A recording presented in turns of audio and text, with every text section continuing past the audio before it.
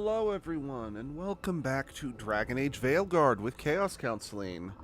Last time we got Tosh, and we did something else. I don't remember what else. We talked to Solus. Yeah, and, anyway, so we are going to, hold on. I want to check my quests again. I'm pretty sure that the only quest I have at the moment that I can do is getting oh wait, no, that's right, I got one from Tosh. Oh no, and I got some maybe I should do these first just in case, because I don't remember if recruiting Emmerich results in another, oh my god, the someone's under attack, we gotta do the quest immediately, kind of like what happened with the dragons attacking. You know what, fuck it, we're doing these first. Alright, how's Davrin on affection or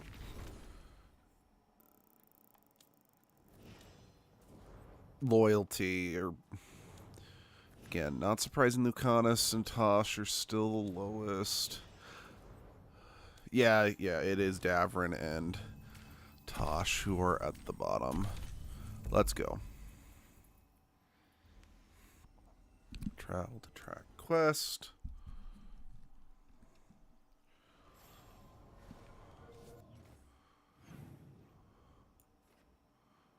Oh, and there's more quests here. Oh, actually, hold on.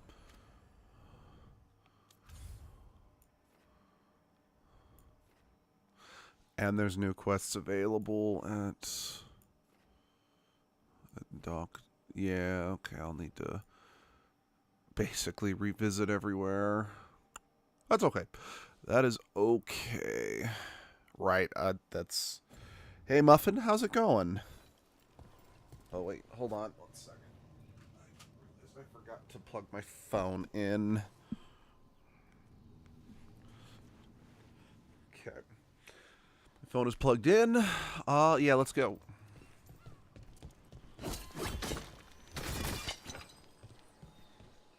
Okay. Sorry, I was swinging my swords around because I wanted to make sure that the game audio was not too loud, since I hadn't done anything loud enough in game yet for me to properly gauge that. But I feel fairly content that I'll be able to be heard over the combat. But anyway, how are you doing, Muffin? Yeah, I saw that picture that you shared on Discord.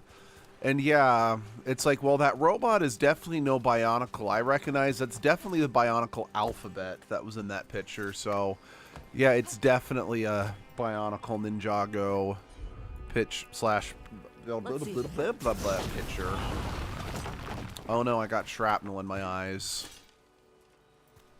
Which, honestly, I don't know if you haven't heard this story, I actually have gotten small bits of shrapnel in my eyes in real life, and it's not fun.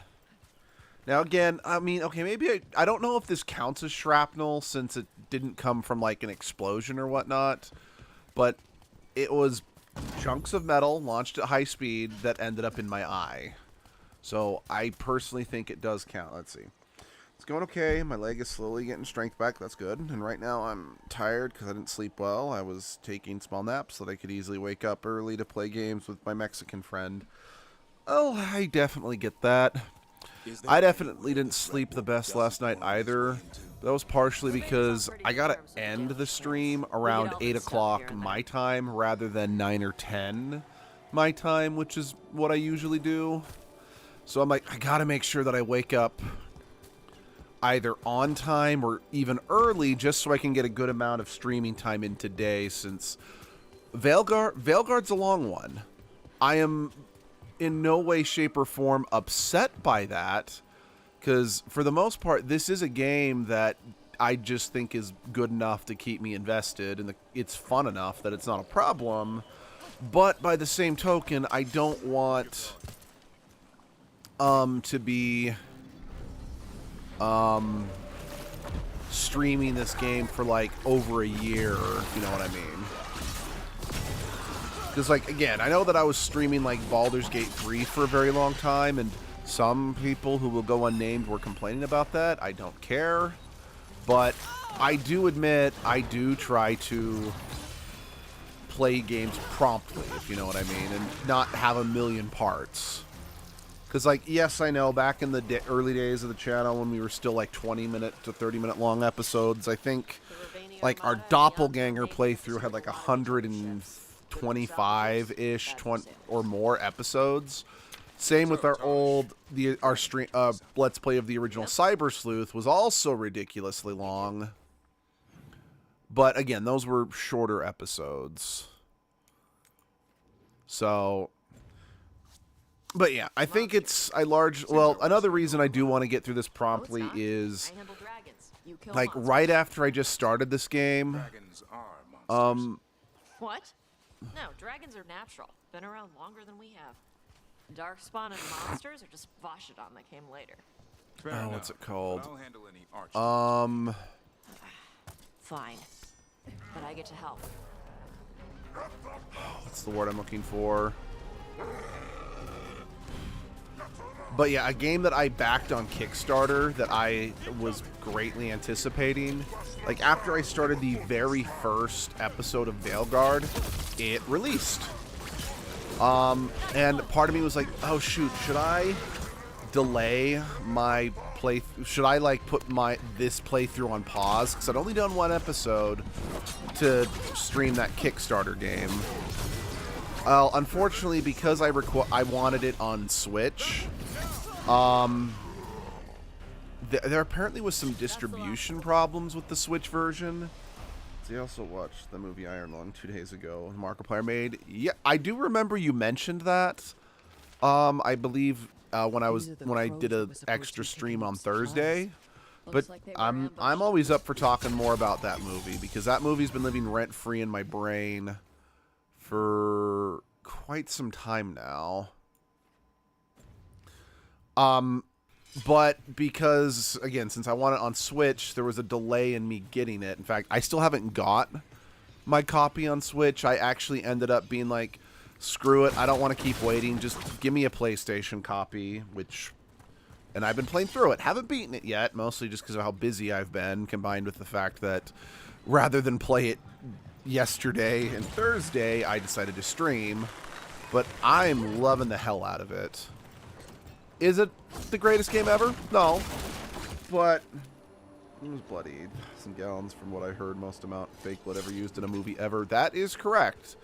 Like, I've actually seen the other movies that have earned that distinction, and I can assure you that just the sheer amount of blood used in the very end of Iron Lung 100% surpasses either of those other two movies I've seen.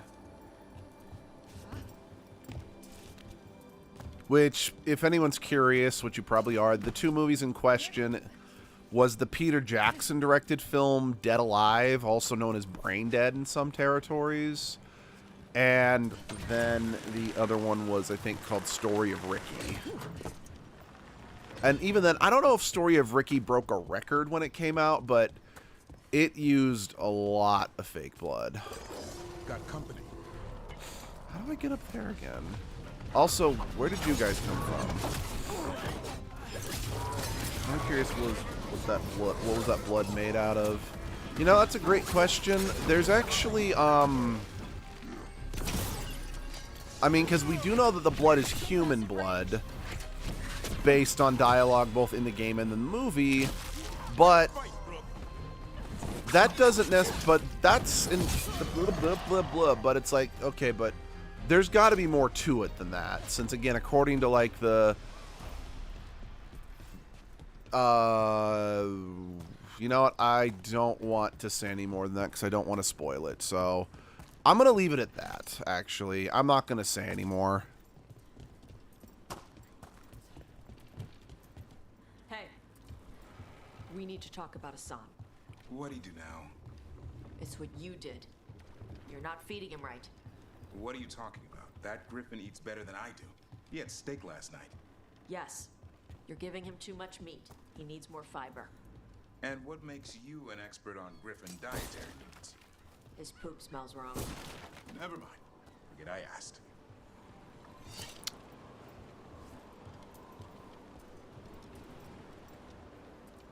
Oh, I haven't been able to get up. Okay. Oh, yeah, okay. Oh, yeah. Alright, let's carry on with it. But yeah, again, the game that I kickstarted is called Escape from Ever After. It's actually a game that Flays directed me towards. And it was a, again, like I said, it was a game on Kickstarter. And like Bug Fables and Born of Bread, it was meant to be a throwback to the old school Paper Mario games. And yeah, really enjoying it, to say the very least. I definitely am enjoying it more than Born of Bread, which should be obvious given the fact that I tried streaming Born of Bread and ended up kind of quitting. Whereas, you know, I absolutely love Bug Fables. I mean, again, I do plan on giving Born of Bread another shot. In fact, honestly, I probably plan on finishing that stream at some point. It was just, the combat was not the clearest thing in the world, and it was confusing me at times. That sounds fair about spoilers. Sort of thinking about the production of what was the fake blood made of. It's thick, watery juice. You know, your marker did say the blood was 1.5 months old. Okay, that makes sense. It probably had to let it... Well, probably... They had to make it ahead of time and just store it until they were ready to use it. But it also could have been... It needed time to sit and thicken, you know? But yeah, because, like, the real problem with Born of Bread was that the combat was going up in difficulty. And I just didn't fully understand just how it worked, because I'm like, okay, the combat's getting harder, but I'm not hitting harder without having to spend, you know, a bunch of, I forget what it's called in Born of Bread, so I'll just use the Paper Mario term, flower power. And even then, some of the other nuances of the combat were just, I wasn't getting them. And I remember that one of the people in stream, I think it was Endangered, but I could be wrong about that, even said that they quickly looked up a review of Born of Bread, and the combat is one of, like, the #1 complaints about that game. Yeah, because blood is thick. Also, when I was describing the movie to someone else, I couldn't say underwater, because it's not water, so I thought under blood. Yep. Yeah, there was a YouTuber I was watching who did, like, a spoiler-free review. Like, his video was like, I can't stop thinking of Iron Lung, which I think is a fair statement to make, to say the very least. Tosh? And he's like, yeah, it's not an underwater. Well, because it's not water, it's not fair to say it's an underwater horror. So it's like, but he's like, probably a more appropriate term is just like subnautical or something like that, or just because, yeah, you're not underwater, but you are submerged, which is very much a genre of horror in and of itself, you know?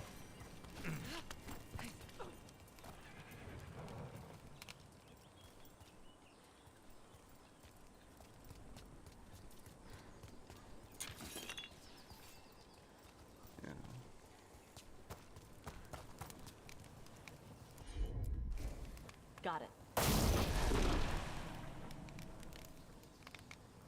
Okay, I mean, yeah, no, obviously that wasn't it by itself, but it was like, okay, I need to see what else happens here, if you know what I mean.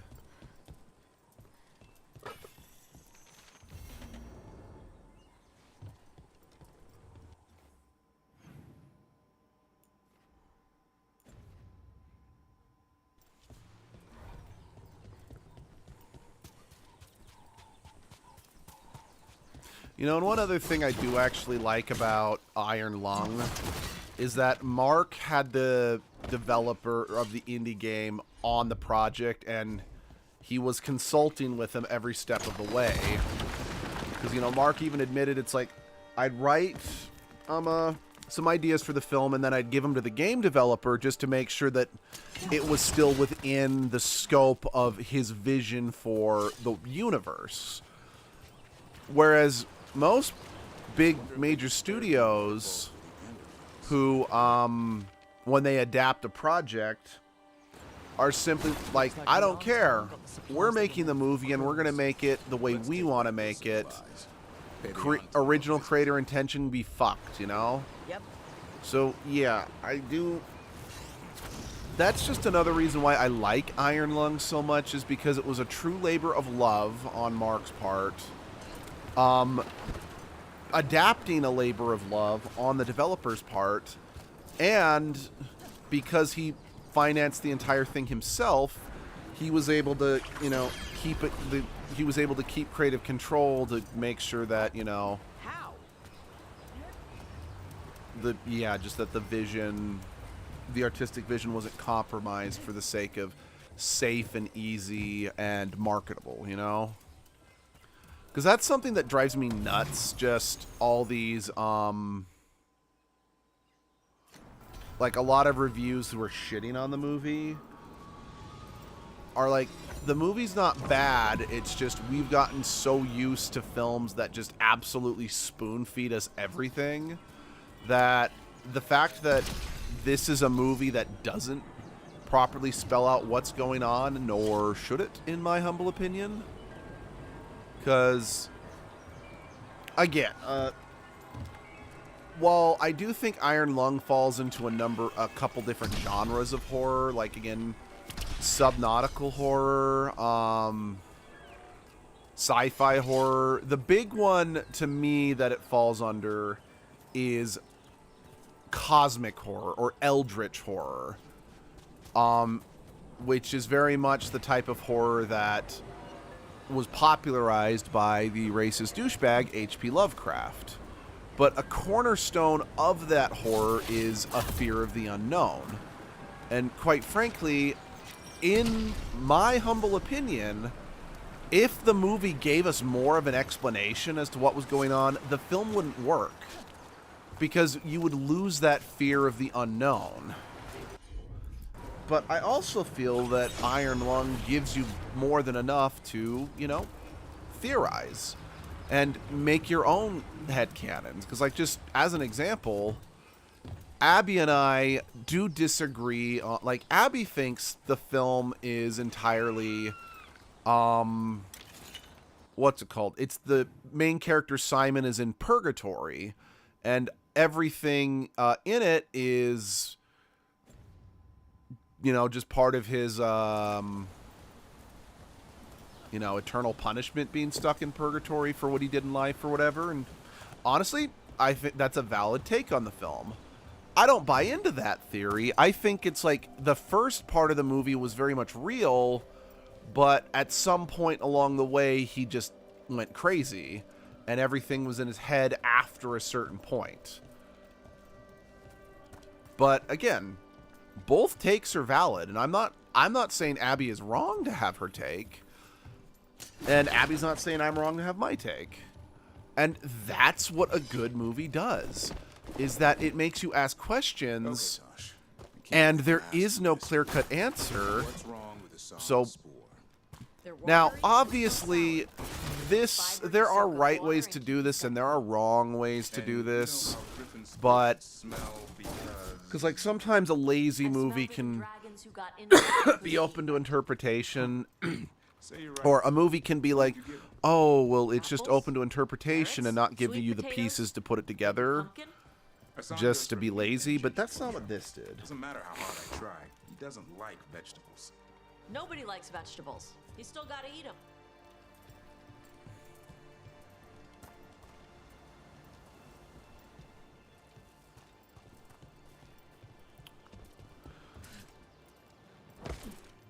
Alright, I think I need to consult the Book of Infinite Wisdom.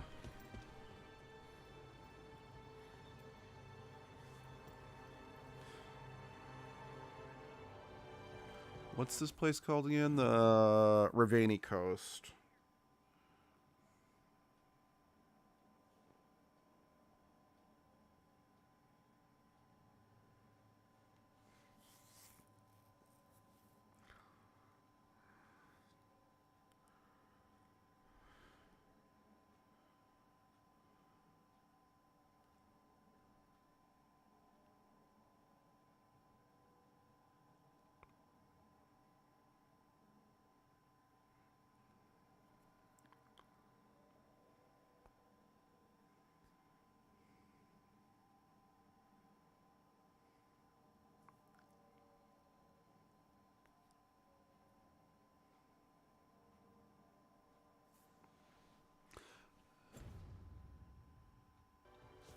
Okay.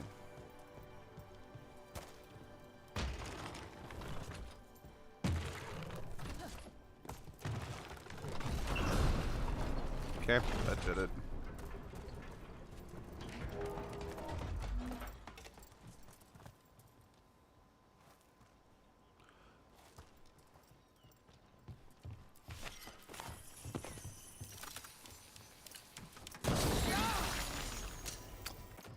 Yeah, I did not see that. That's kind of on me.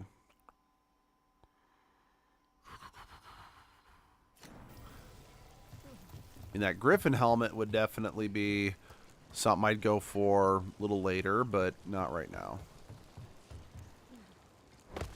You know, the sad thing is that the walkthrough I just looked up kind of said it's like, yeah, most people are going to struggle with this because the solution is not conveyed clearly in game. I'm like, okay, that's not great. At least not conveyed clearly in a location near the puzzle.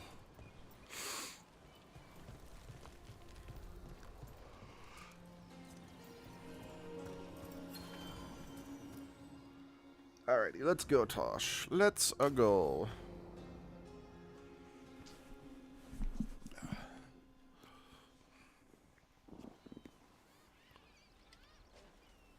Hey. Some for you. Some for you. Hey. Don't be a dick. That was for the little one. Stupid birds.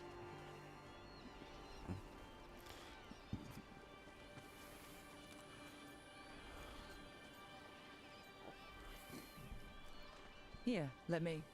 You gotta spread it out. Throw it out in a clump and they fight over it. I know how to do it. So do it. Sometimes I practice with the fire out here. It's safer. No people around. Lots of water. That's Is fair. it magic or It's not magic. My mother says the Kunari used to be closer to dragons. Something in our blood.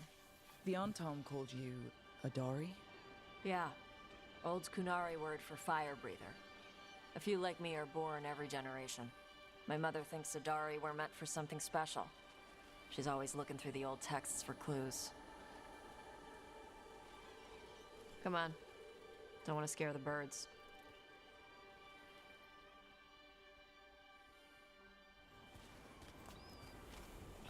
My mother left the Qun not far from here. She got herself transferred to Kontar from Parvalan. Smuggled me there and then walked out. I thought Kontar was well fortified. How did she escape with a child? Lycune isn't a prison. People can leave if they want. I mean, yeah, that's scare them. technically true. Yeah, Do you sorry, miss I living didn't mean with the to. Not much to miss. I was a baby. My mother misses it. She was an Ashkari back then. A scholar. Why'd she leave? Me.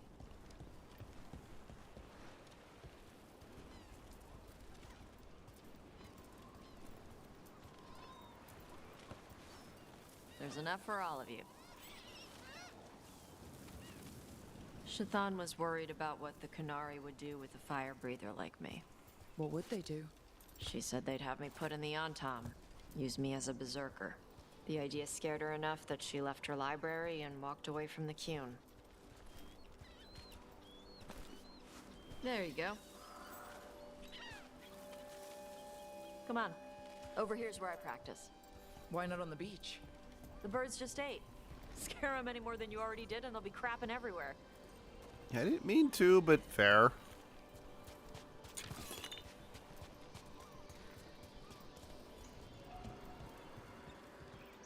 What the crap is that? The Antom must be marking their territory. Not on my beach. Vosh Vatari! Come on. These banners need to burn. Gotcha.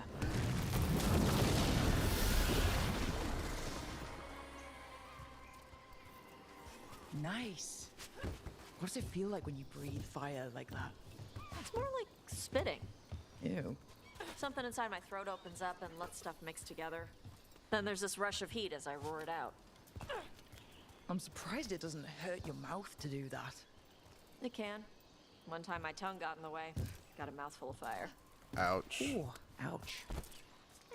Didn't hurt much. My mother has to make food extra spicy so I can taste it.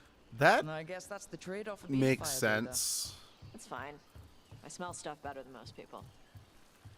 Oh, that actually surprises me a hair.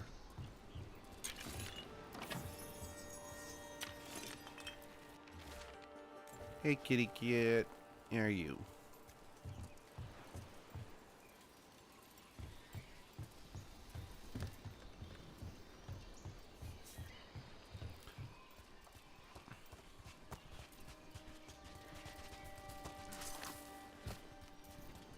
An on-time supply cache.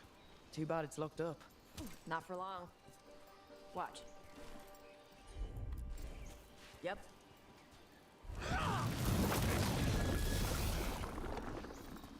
Wow. It burned right through it. Yep. Melt some metals, not all. How'd you figure out which kinds of metals you could melt? My mother said I went through a lot of spoons as a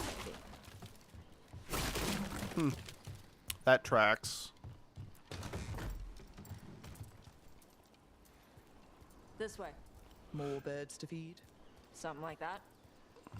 You know, just thinking about this, oh, what's it called? The idea of... Karash. It's Tosh. I brought food. Avatosh, it's good you came early. The feather clouds are getting lower. It's going to rain. Who is this with you?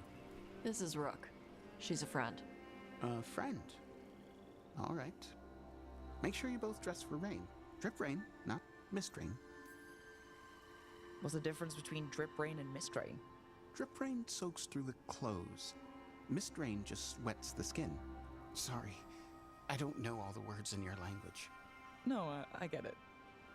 Karash was a worker caste navigator. Got dragged along with the Antam when they invaded. They told us it was ordered by the Qun. I was not taught war. I was taught the weather. Red clouds for thunder, gray clouds for rain, green clouds for the devouring storm, and black clouds for the Antam cannons. After what they did in Ventus, I ran away.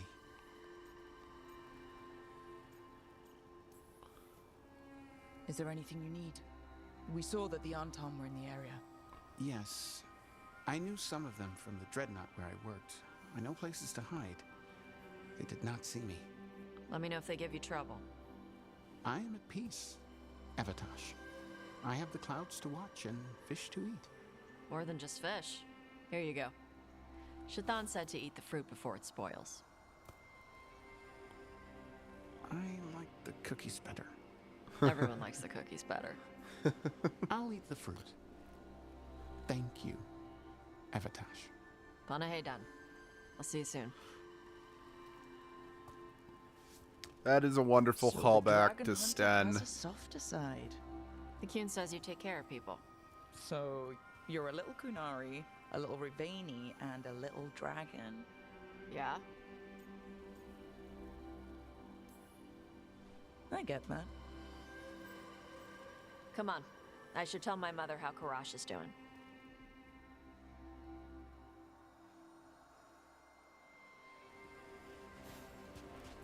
So how do you get it?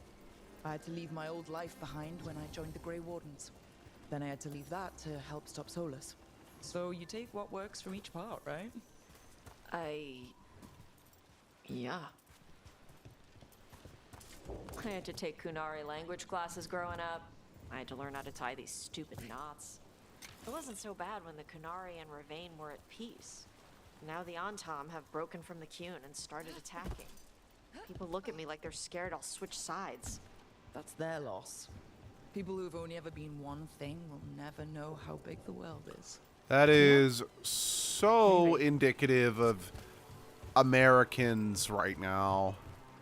We're so stupid and brainwashed that it's like, oh, everything, America's the only thing that matters, and blah, blah, blah, blah, blah, blah, blah, blah, blah. I get fucked.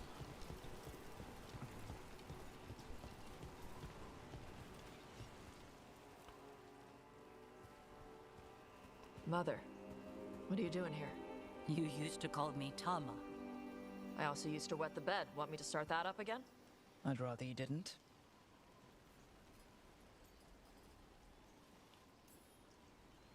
Because she's sleeping in my base, which means I own the bed. I'm actually next on laundry detail. She always did like the mouthy ones. In truth, Evitash's tastes are quite varied, although it is uncommon for her to be attracted to men. Mother. Perhaps because in some ways, she acts more like a man herself. Why are you here? I came to ask Karash about the tablet your group recovered. I wondered if some of the symbols might be used among the Antam. Be gentle. Don't make him talk about the war. I see the wisdom of your suggestion. I also see that you used your fire again, Chakra Toebra. Chakra Toebra. Remember to keep your consonants crisp. Kunari do not slouch, and neither does our language. Panahedan, Evitash. You did well bringing Karash his food. Sorry. She's like that.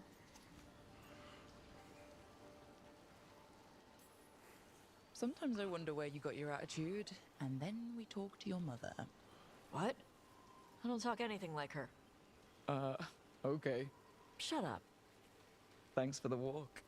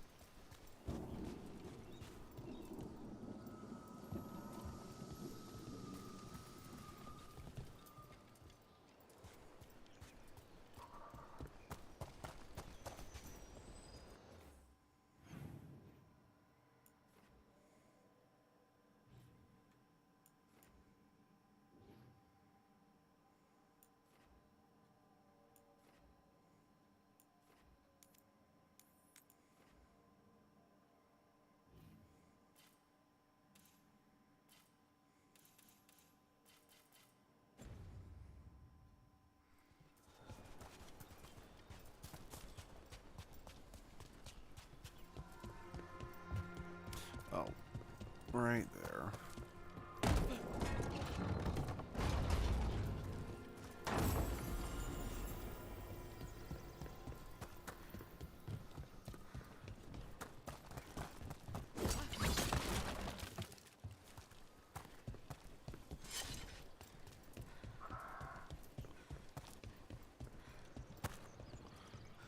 Right. Okay.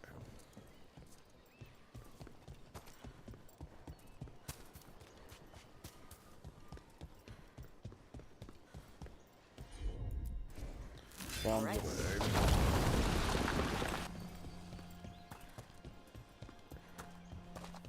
Heard you took Rook to see your mom.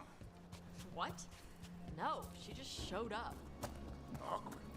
You're trying to be badass for the boss and save the world, and there's Mom. Correcting your posture. And how I pronounce words. Even better. Stupid. Whatever. Ugh.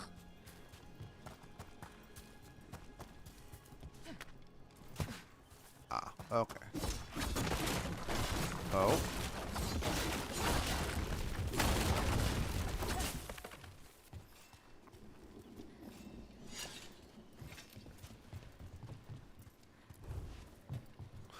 Oh, it's one of these puzzles.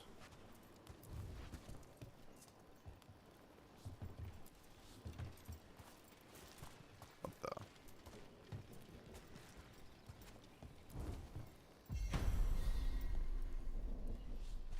Don't know what that did, but I'm sure I'll figure it out eventually.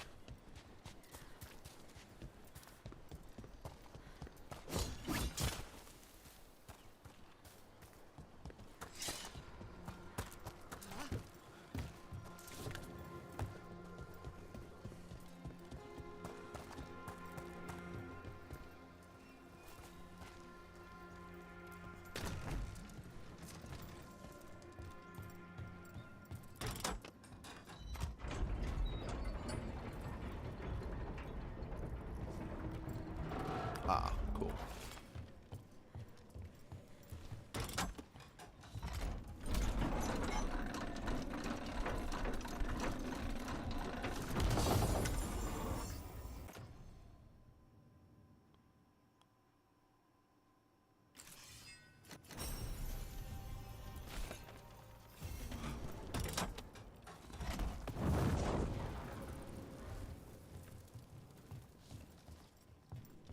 Okay.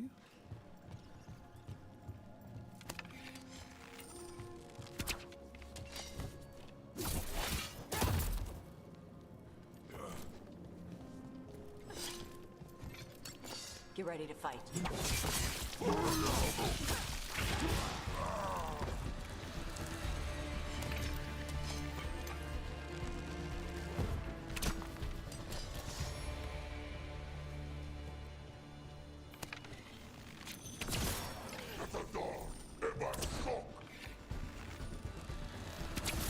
Keep that up.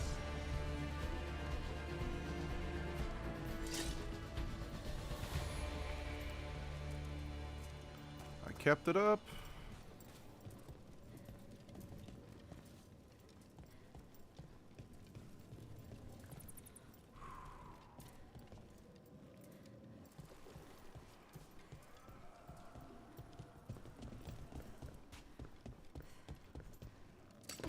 Watch yourself.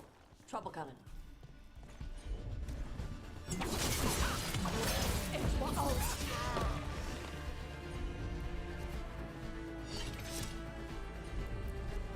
Gotcha.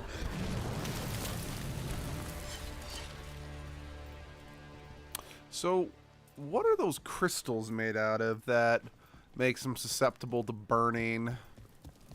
Door's sealed, but I'll bet the warden left a clue around here to open it. Yeah, no, definitely.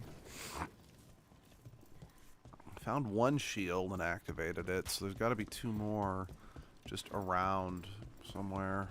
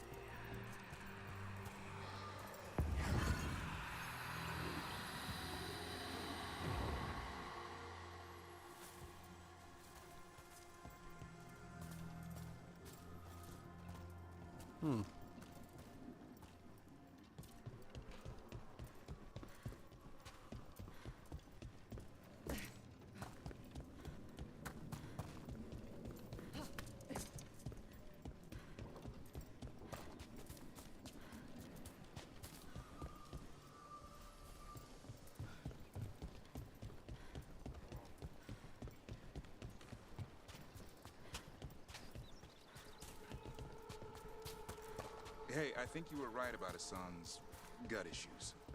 I got him to start eating carrots. He seems to have more energy. Good.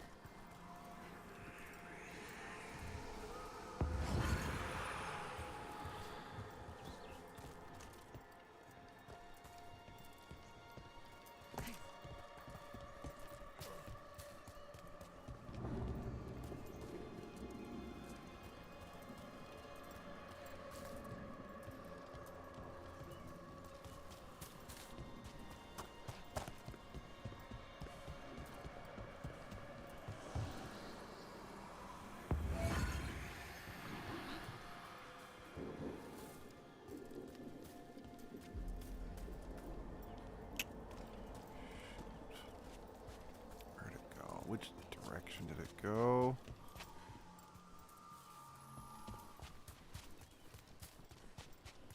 I think it went in here.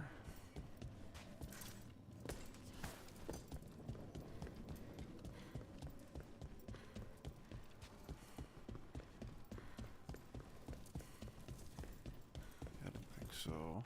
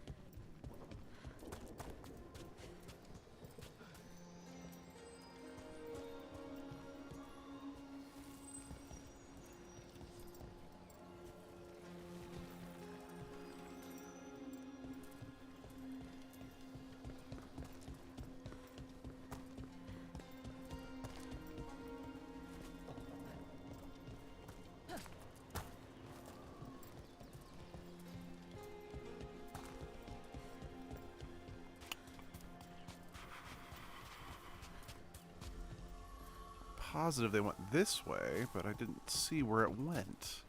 I didn't really, yeah, I did not really get a good look.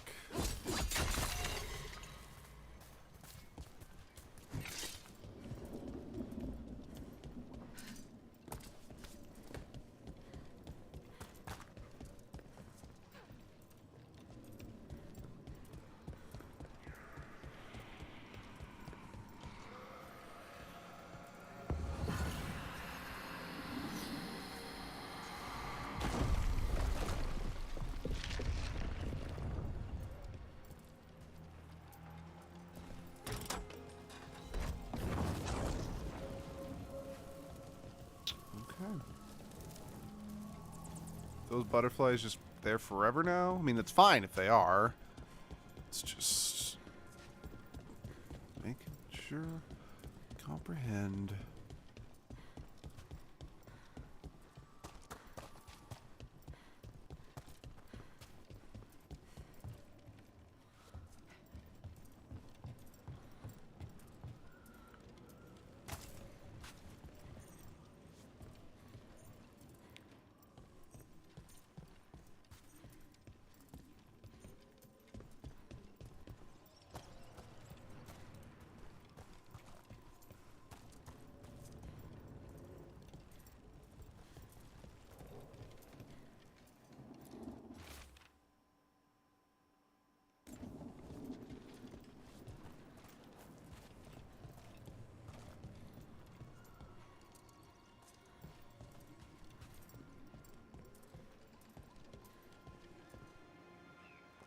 Ew, what do you...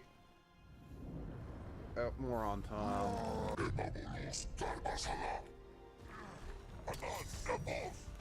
Man, where did you get such a beautifully deep voice? Let's go.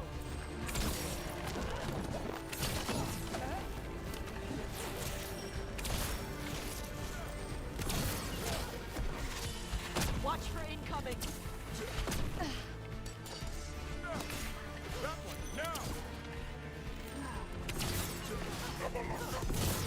One of the crows is still alive.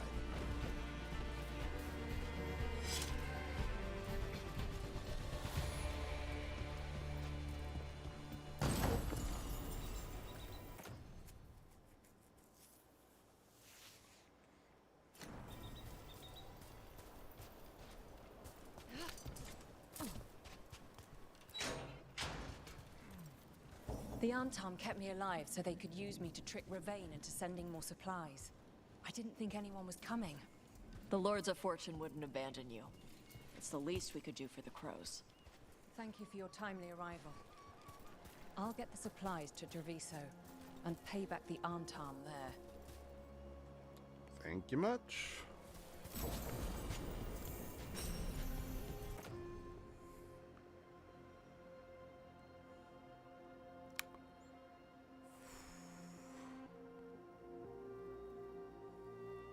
No, I'm gonna stick with the weapon I got on. Let's see if it burns. Looks like we made a door. Well, I wouldn't say we made a door. I would say we dropped the ladder.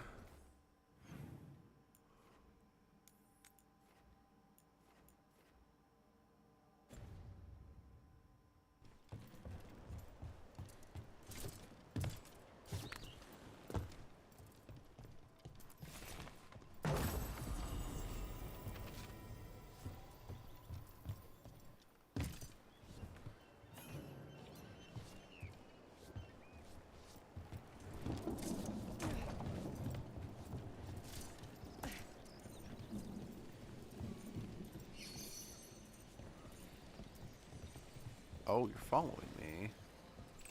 I'll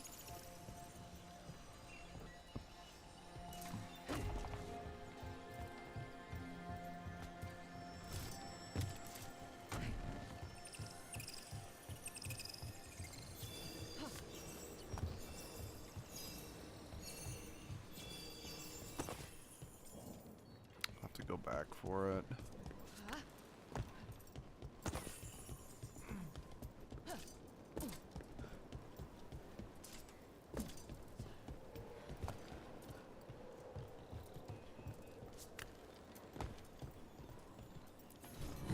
Look at that. A sight you never see hunting in the deep roads. I'm in the wrong business.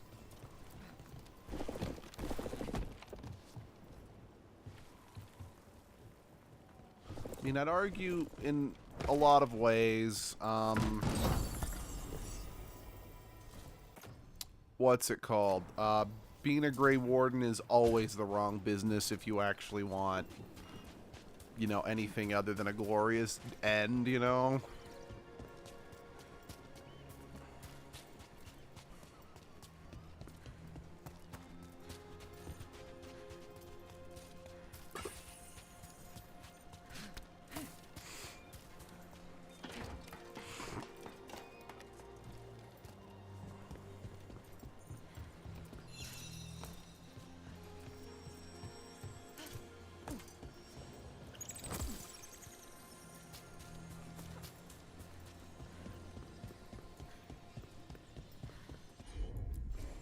Okay.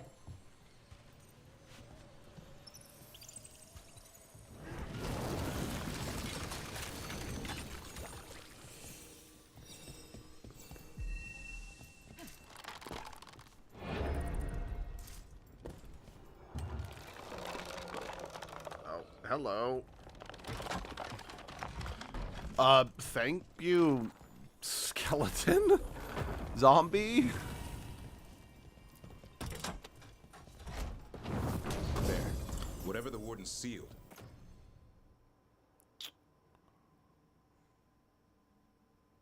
We've opened. And I definitely would prefer getting that Dragon's War Bow, but it's not really, but until it gets to a higher level and actually unlocks some of its passive buffs, it's not ideal.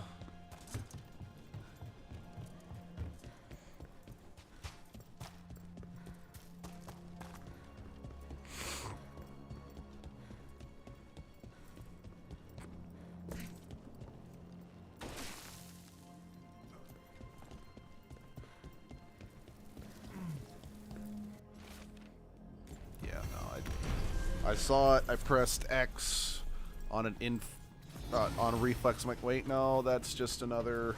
Oh, hi, Cthulhu. Oh, excuse me. Ooh.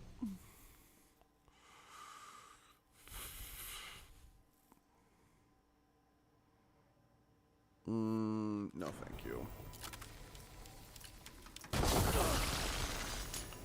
I'm going to remember to step away from these things eventually.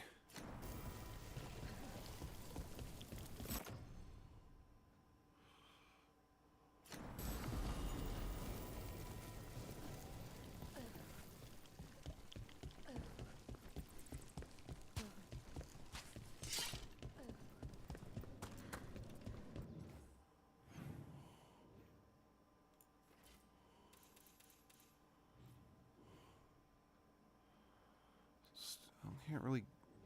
So if I remember correctly, I can't get back over there till sometime later.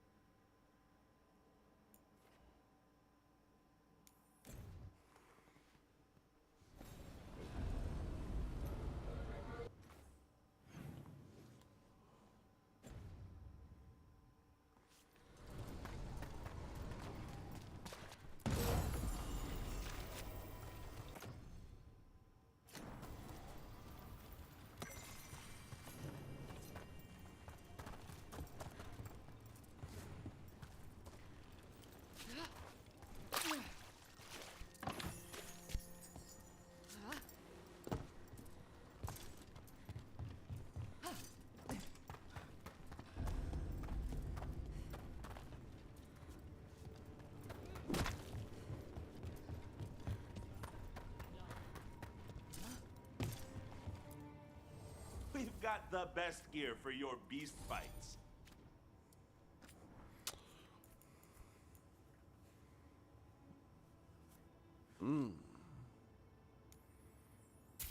Yes, please.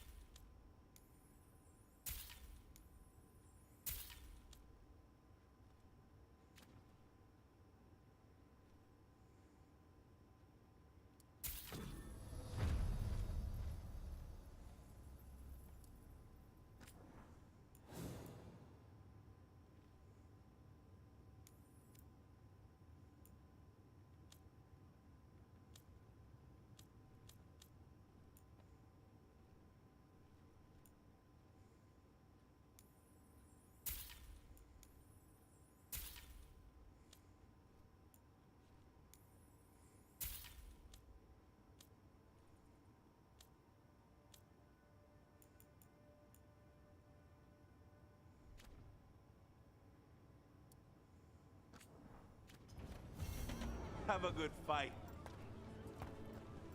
Well, yeah, I can You're a mage. definitely make some more money here in the Hall of Valor, so let's do that.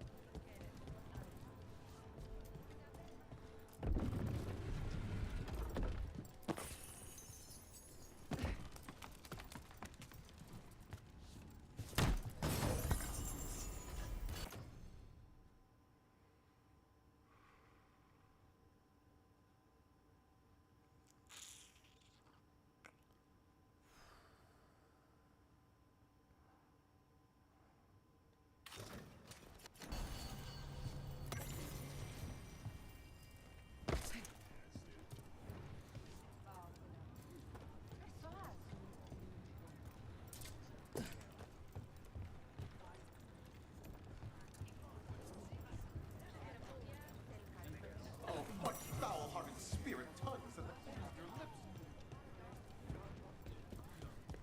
So if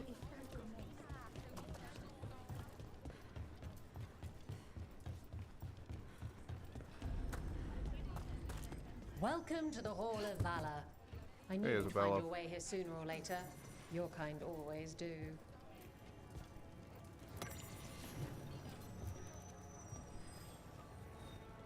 Looking to fight? Get going! Don't keep your fans waiting. I have fans. In war, victory. In peace, vigilance. Wait. If this is supposed to be like a fighting arena, why are there Tom here? Or are they prisoners being forced to fight to the death? Because that's kind of fucked up.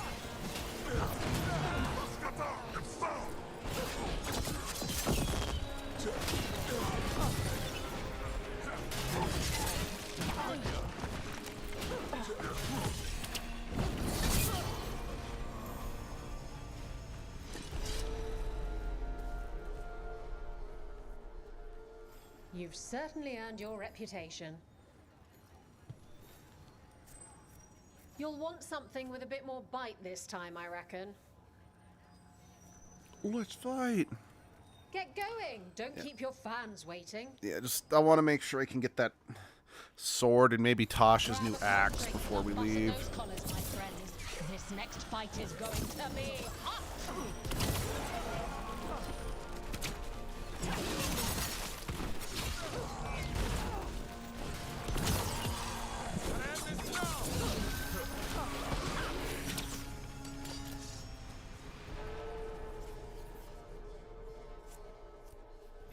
You've certainly earned your reputation.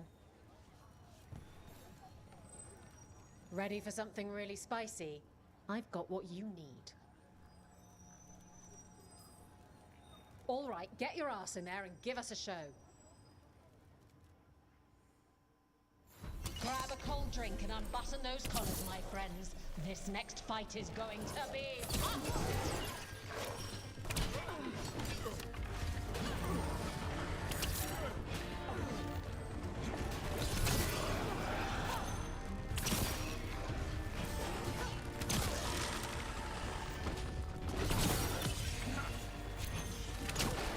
Enemies at range.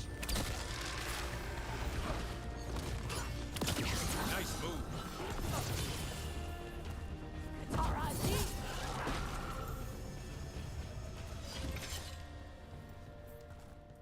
Yeah, I wonder why I mean, I know we're on the coast, but I wonder why the Lords of Fortune symbol is an octopus. Like, what's the lore reason behind it, you know? Knocking them down, but I still have some tricks. Get going! Don't keep your fans waiting.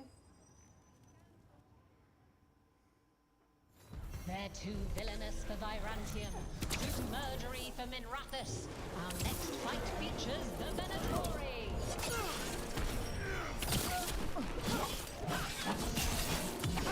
They're dead now.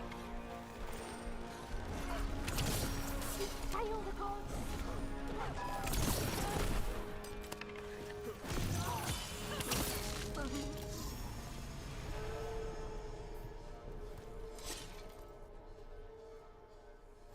You can really put on a show.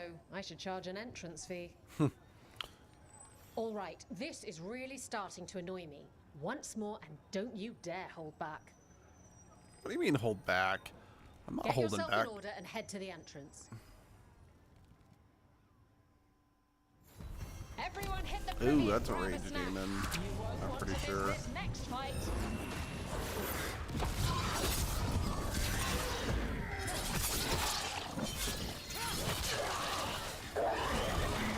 Get clear.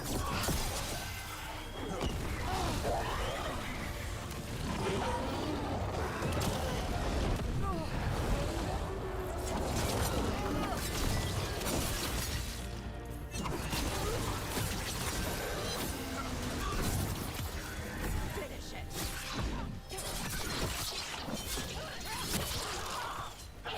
Solid.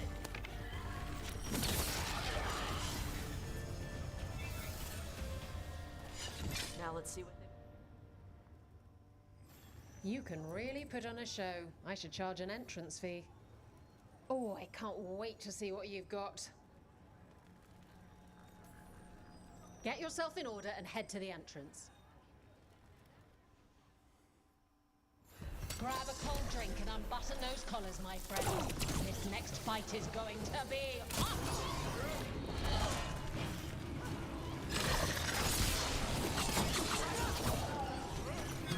No more flower power for you.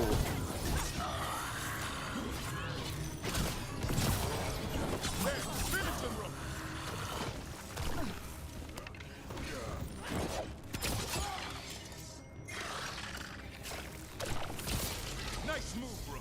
That's how wardens get it done. Fuck yeah, friend. They're down.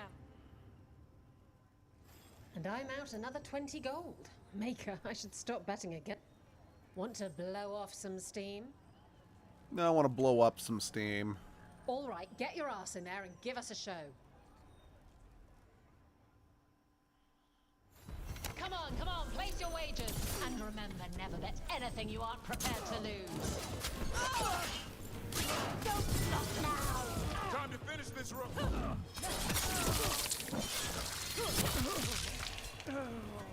I finished it.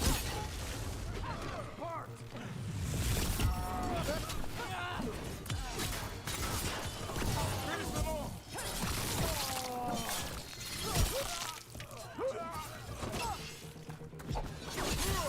Make it hurt.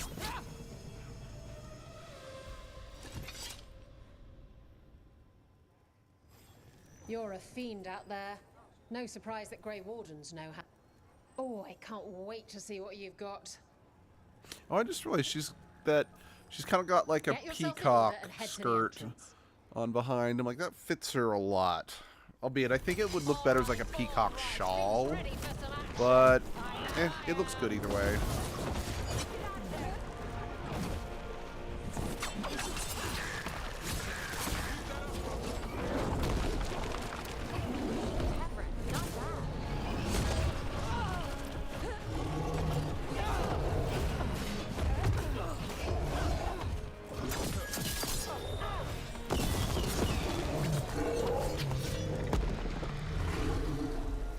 By the way, how much do you exactly get this construct up here to fight in the Really put arena? on a show. I should charge an entrance fee. Hall of Valor's ready. How about it? Feeling valorous? Get going! Don't... Come on, place your wagers. And remember, never bet anything you aren't prepared to lose. More demons. Okay.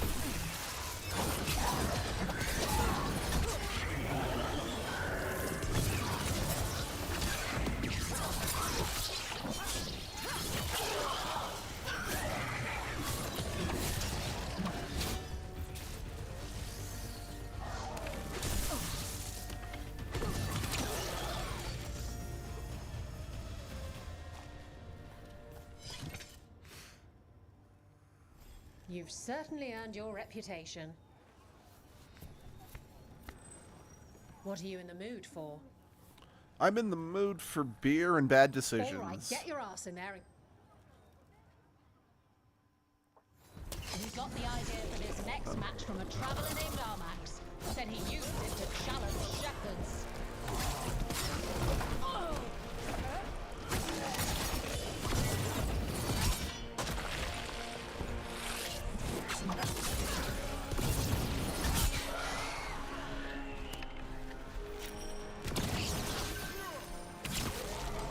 Nice one. Victory. Do do do do do do do. Do do do do do do do And I do. mount Oh. another... Okay. Okay.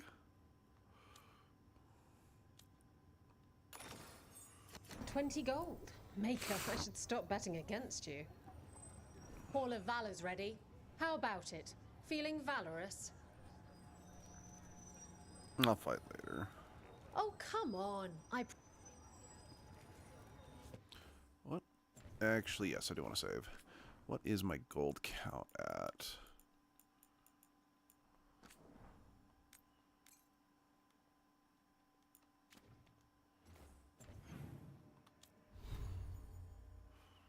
Well, I can at the very least for sure buy one of the items. I don't know if I can buy both though.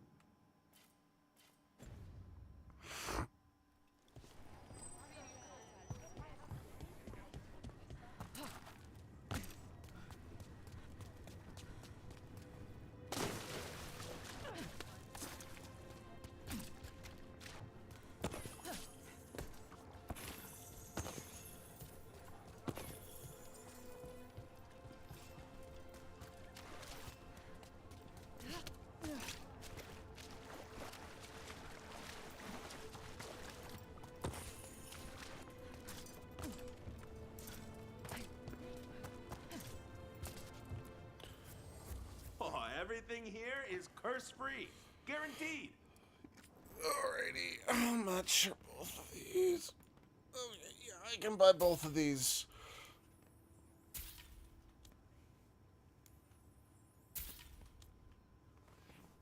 I probably should have bought that, actually. Oops. Alright, let's head back to the lighthouse.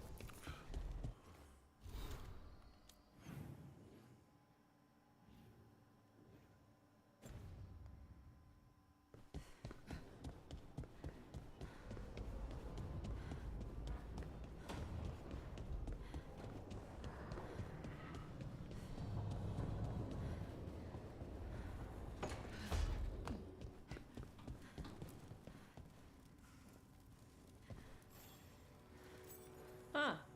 Nice. You're welcome. Booyah.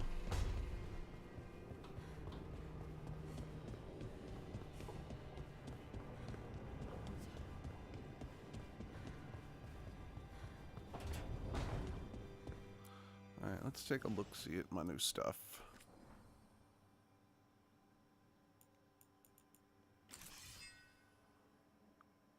Ooh. I mean, it's simple, but it's a good simple, you know? Right, that's what that is.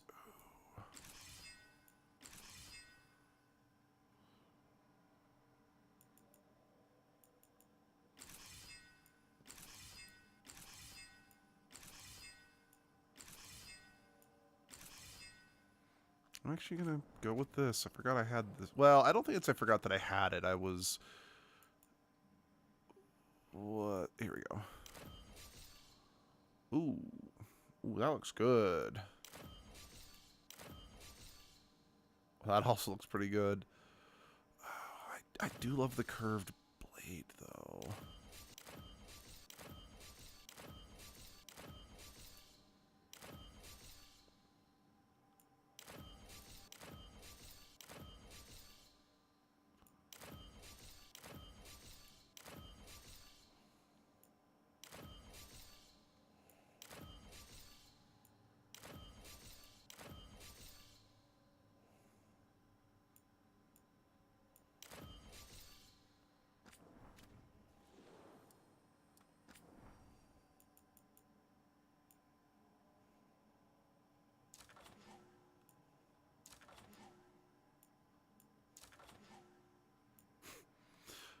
That is so over-designed.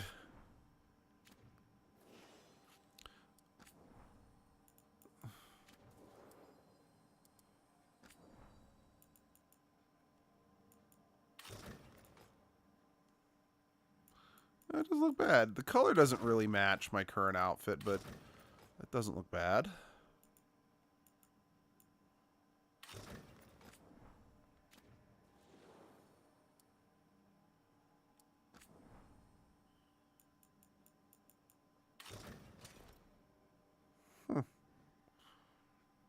Again, doesn't really fit my style, but interesting.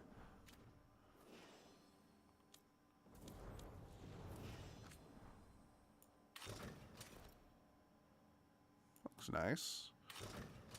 So does that. And honestly, these all look nice, really.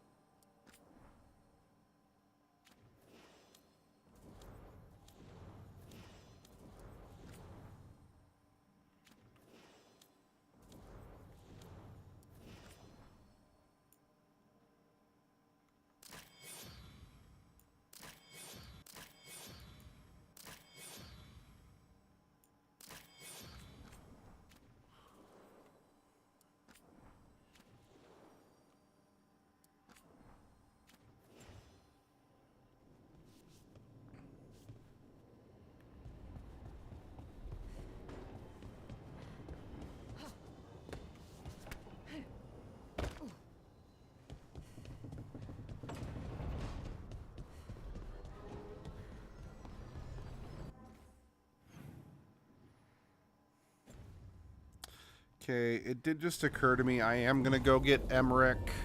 Because I'm like, wait, if I keep putting off getting Emmerich, that limits the amount of loyalty, affection, or whatever I can get for him, you know? Plus, if I don't advance the story a bit more, I'm still going to...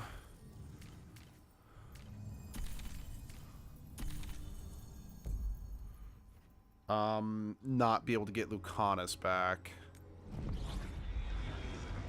Actually, let's quickly stop by Treviso, just in case he can rejoin the party.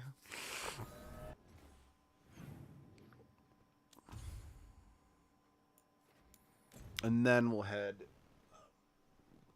to get Emmerich.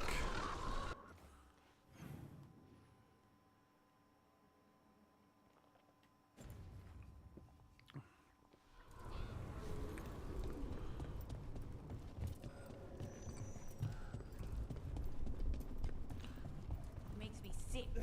Seeing blight every time I look out a window. I will never. Rook, you must find Chance. What happened?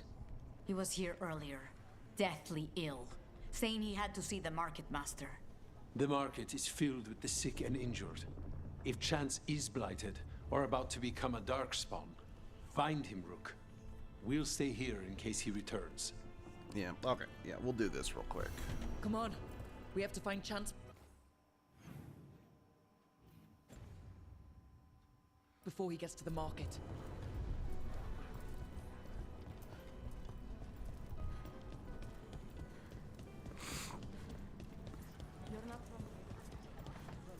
Oh, it's not an active quest. Let's make it so.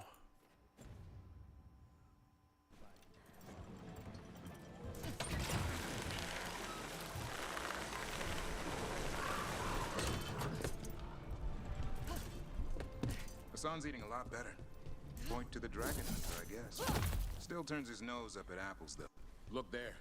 Who killed all those Ontum? Did Chance do this? He was going to see the market master. Let's find her.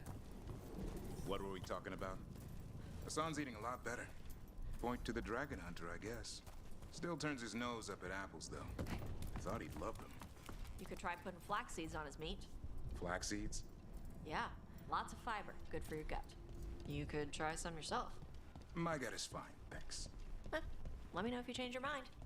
I know a guy.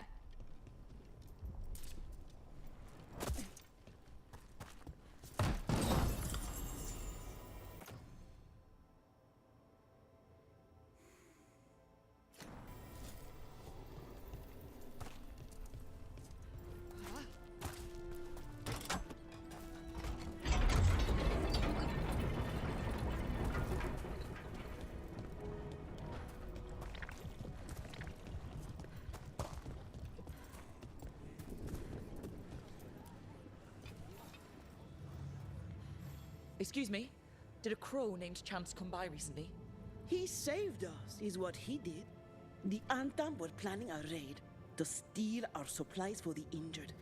We heard them right outside the gates.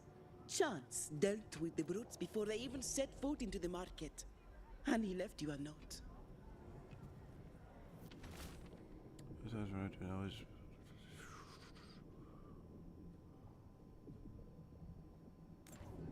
Chance is blighted. He asked us to make sure he doesn't hurt anyone. He's waiting for us in the Drowned District. That's unfortunate. Is this what you call acting? I think I'm still kind Preparing of for battle. broke. Yeah, sort of.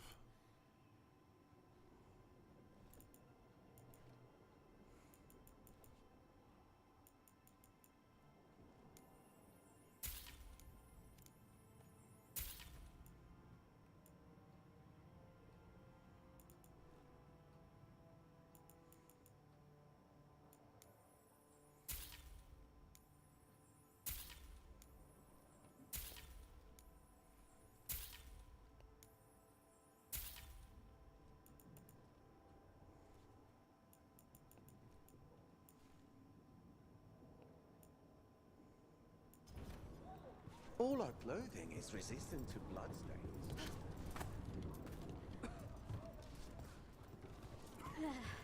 Let's send Ammon fire to Treviso. We're close to where Chance's note said he'd be.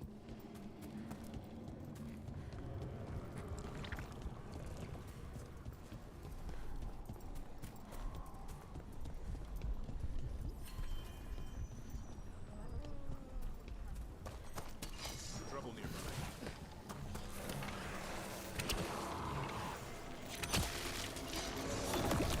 I'm really glad the AI is smart enough to be like, that's about to explode, let's get away from it, rather than just continue to charge headlong into it. Right, I need to upgrade the caretaker, because I should be able to do that now.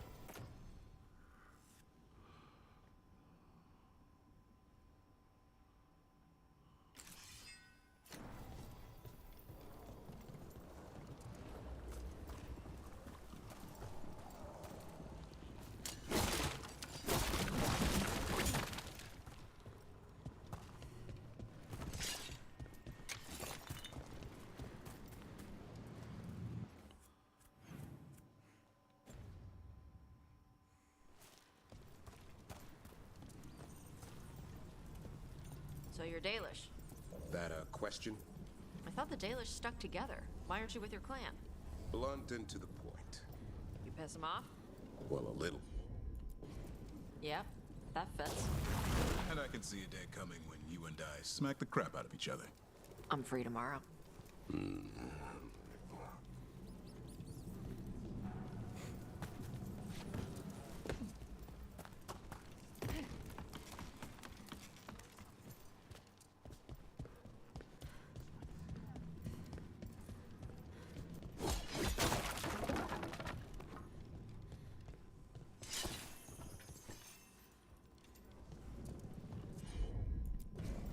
Okay.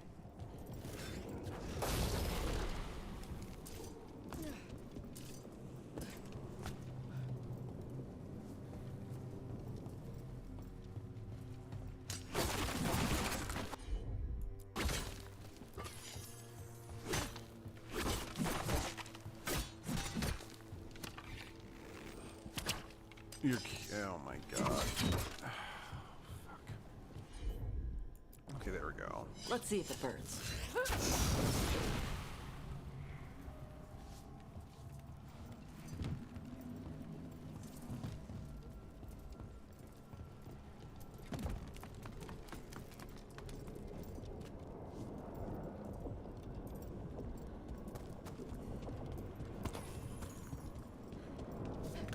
Forgot how fancy the Chantry buildings are.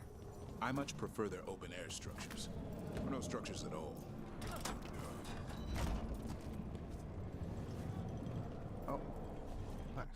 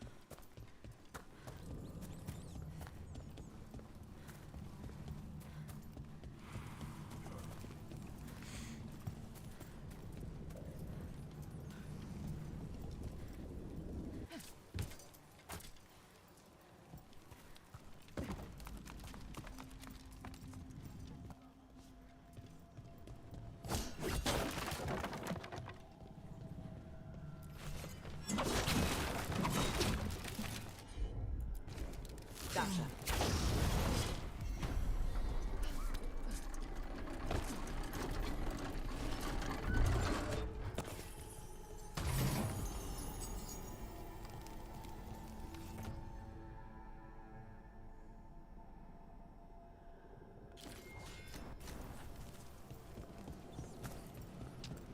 All right, Dapper. now we can go help Chance. Sorry your clan kicked you out. I never said they did. Did they not? Since you're so nosy, I'm the one who left. Because they were pissed at you? Because I didn't see a future with them. Not the kind of future I wanted. I don't get it. Neither did they. They acted like I rejected them. Because you did? I wanted to go my own way, not their way. Something more than doing the same thing all the time because it was tradition. So that's how you pissed him off.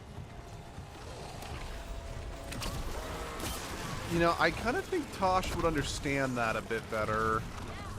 But at the same time, you could argue she's just being snarky. Or they're just being snarky.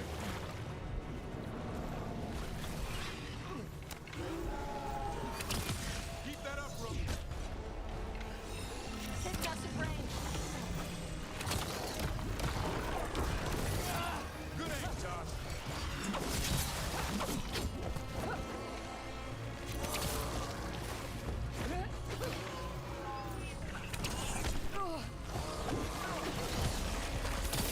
That's Rook's kill.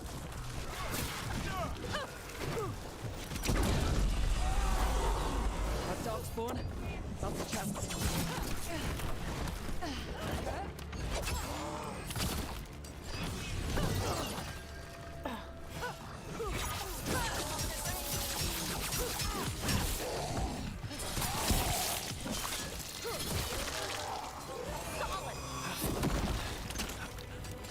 Thank you, friends. Chance saved a lot of people. Against the odds. Death. Sacrifice. Let's let Taya and Viago know what happened here.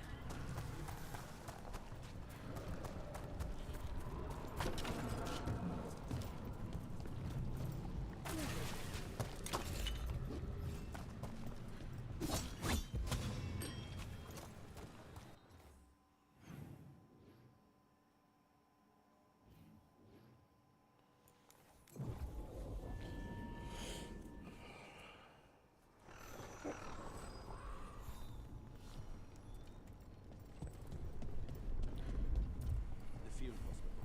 How is it doing? They need more bandages, blankets, and herbs for poultices. We found Chance. He saved the market from Anton before Blight took him over. Thank you for giving him a kinder end. His name will be on the memorial we are building for all the lost. Please, visit later if you wish to see it. Definitely. Okay. All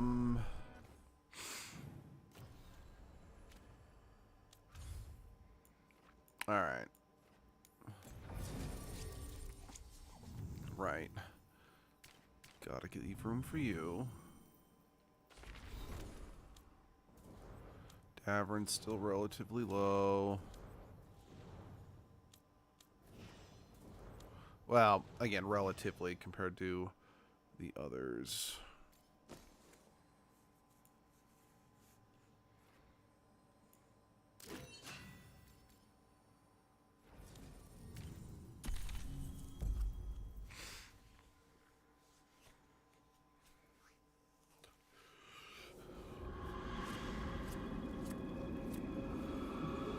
The Grand Necroacropolis.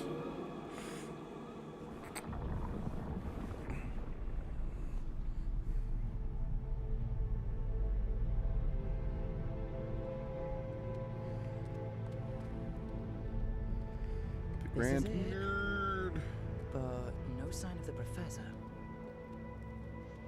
I hope he's here and that he doesn't mind us disturbing him. He is a senior necromancer. I don't... Oh!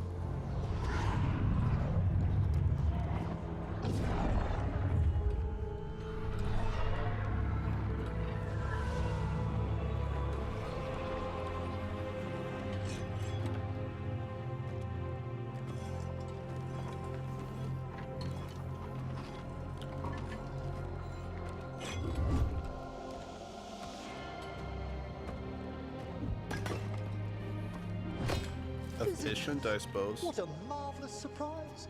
Any trouble with the lift? Our last guests were stuck for hours. Poor souls. Oh. Professor Emmerich Volkaren of the Morn Watch. Hello, Professor. We've never met, well, in person, but I've been writing to you. Belara, my dear girl. What a pleasure. Surely you didn't come all this way just to see Emmerich, me? I love Emmerich's voice. Actually, And I love the way he speaks. did. You see, we need a Fade expert. I'm Rook. Charmed. I didn't expect such a warm welcome. Considering. Please, don't be put off. The workforce is perfectly harmless. I'd be pleased to continue our conversation after I tend to some small business here.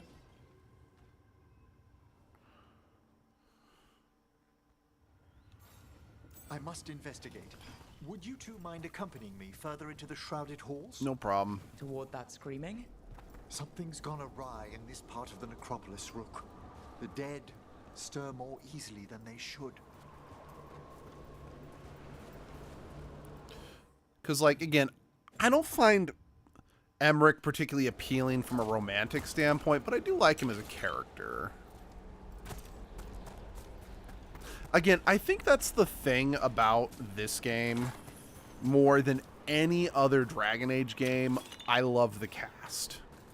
Because there are some Dragon Age games, I mean, okay, I'm not saying there aren't some companions who are weaker than the others, but in every Dragon Age game, there before this one, there were characters that I do find kind of weak or just I outright dislike.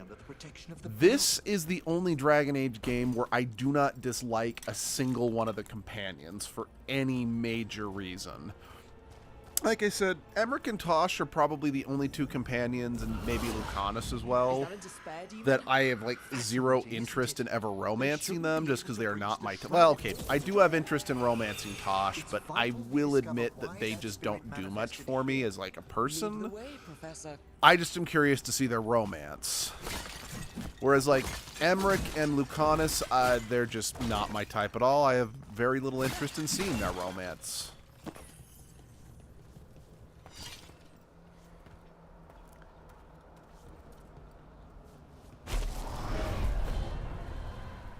But I don't dislike any of them.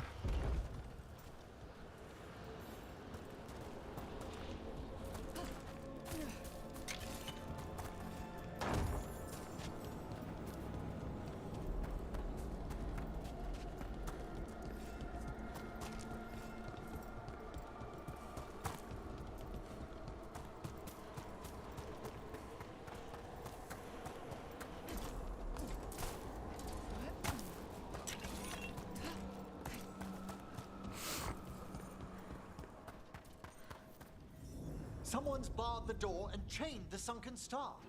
The what now? There's undead here. We may need to defend ourselves depending on their condition. Haven't fought undead in a while. There's no reaching these. They're mindless. What are they doing? Make them stop!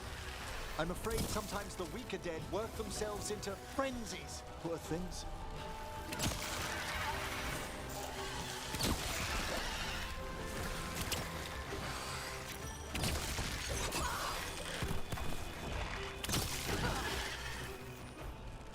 I must free that bell. Need some help? Thank you. The star, the bell, can banish these despair spirits if we unchain it.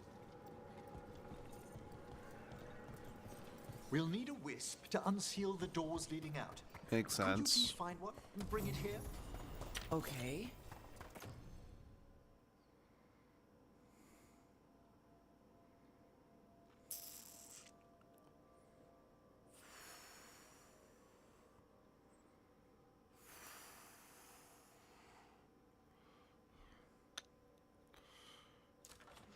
How? Give your greetings, and the wisp will follow.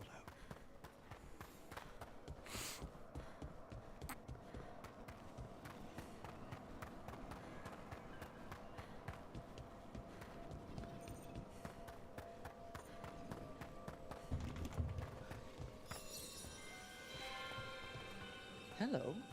Ah, wisps are the simplest of spirits, but quite helpful.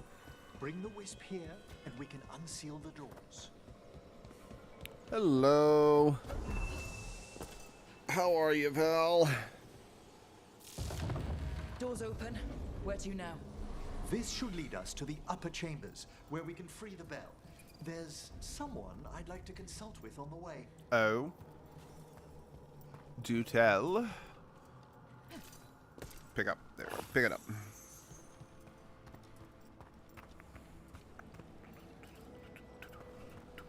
So put this on this much banana. So, Professor. Just Emmerich, please. Okay, You so went that Professor surprised we Emmerich. need a Fade expert. The spirits talk. Even the simplest have been clamoring about chaos in the Fade. Someone coming to consult wasn't an if, so much Struggling as a a bit. when. Just started some diabetic medications, making it hard for me to eat it all. That is unfortunate. I'm sorry to hear that. We're not alone. Yep, we're always going to be hounded by the ever-oppressing inner thoughts that are constantly remind us that we're constantly moving forward to the death of the universe by too much cheese. Yeah, it's not going to be nuclear war or a meteorite or environmental change. The universe is going to die because of too much cheese. Which, quite frankly, I don't mind that. You know, dying by cheese sounds awesome, so let's do absolutely nothing to stop that. Then again, I guess if you're lactose intolerant, that does sound pretty awful.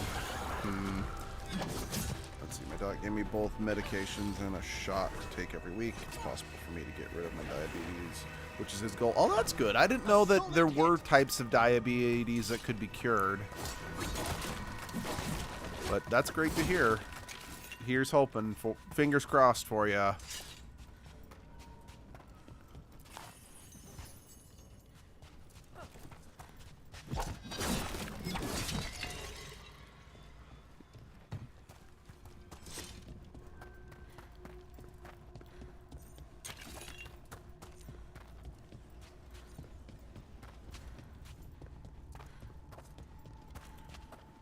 Should be fine. Just need to get used to the medicine. Yeah, no, I've got a good friend. He's actually the one who's done most of my edgelord photo shoot stuff. Not all of it. I do have another friend. She did like a major photo shoot with edgelord and Lupa, but like he's been adjusting to like every new so many new medications as of late that it's it's just been hard for him too. What's doing this? Echoes of the despair spirits, misery devouring itself. We should keep our distance. If provoked, these manifestations will shatter.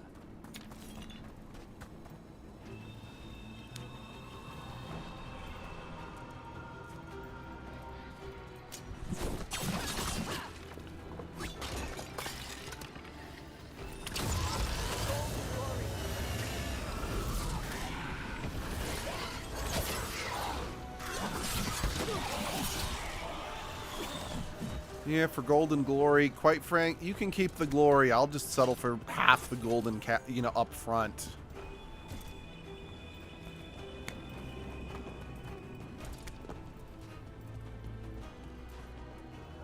See, I don't want glory. I want to be happily ignored.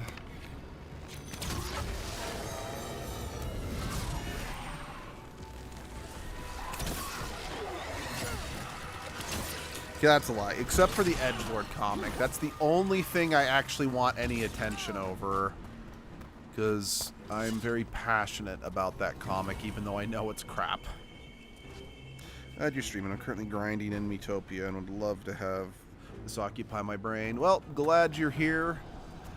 Yeah, I would have sent you a link, but I started kind of early, and I'm like, I know you're a couple hours ahead of me, but I'm like, I don't know if Val's up, and I don't want to send you a Discord ping and cause you to wake up, since my sleep schedule's been a hair erratic in regards to when I actually am able to wake up on the weekends.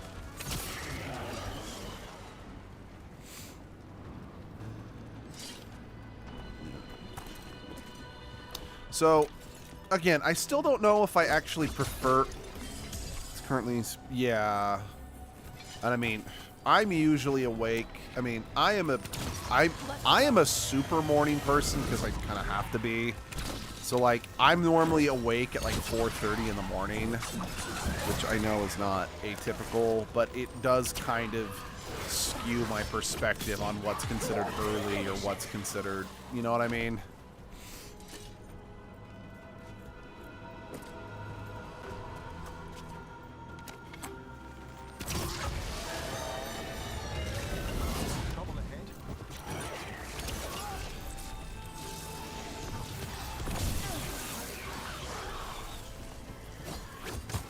For the most part, I'm up at around 6 a.m. my time. Okay, I'll keep that in mind then.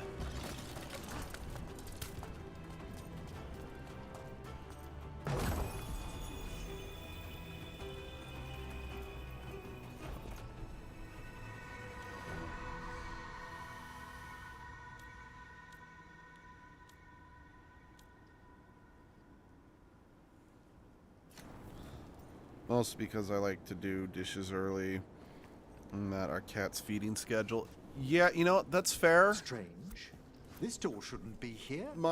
Shouldn't it? Mom, you know, my parents have 2 cats. And, I mean, we've had cats since Sunshine was, like, super little. I mean, we were all super little. And I can safely say that my mom... I mean, she already was an early riser to begin with. But once we got the cats, my mom was like, yeah, I'm going to be forever adjusting my sleep schedule and I didn't see any wisps around. to accommodate them. Call for aid.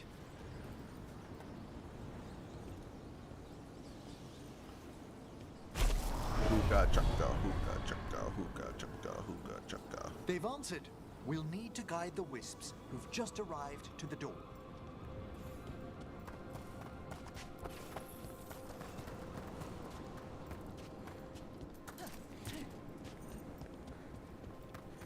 Hello, little ball of energy. Those wisps really came just because you asked.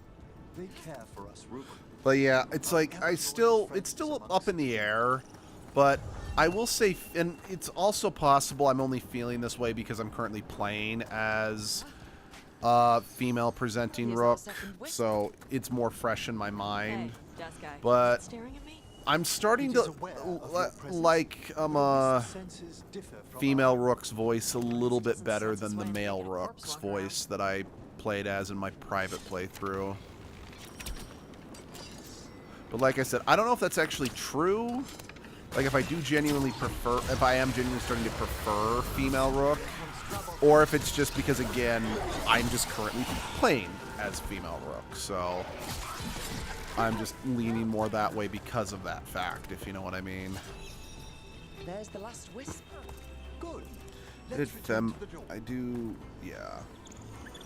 Yeah.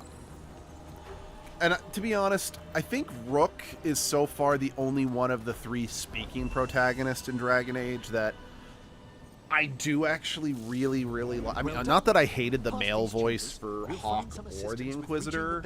It's just the female voice actor for both characters was just so much better.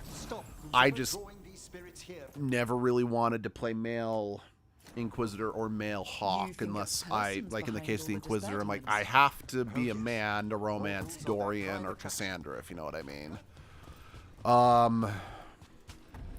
But so far I'm like, I could go either way.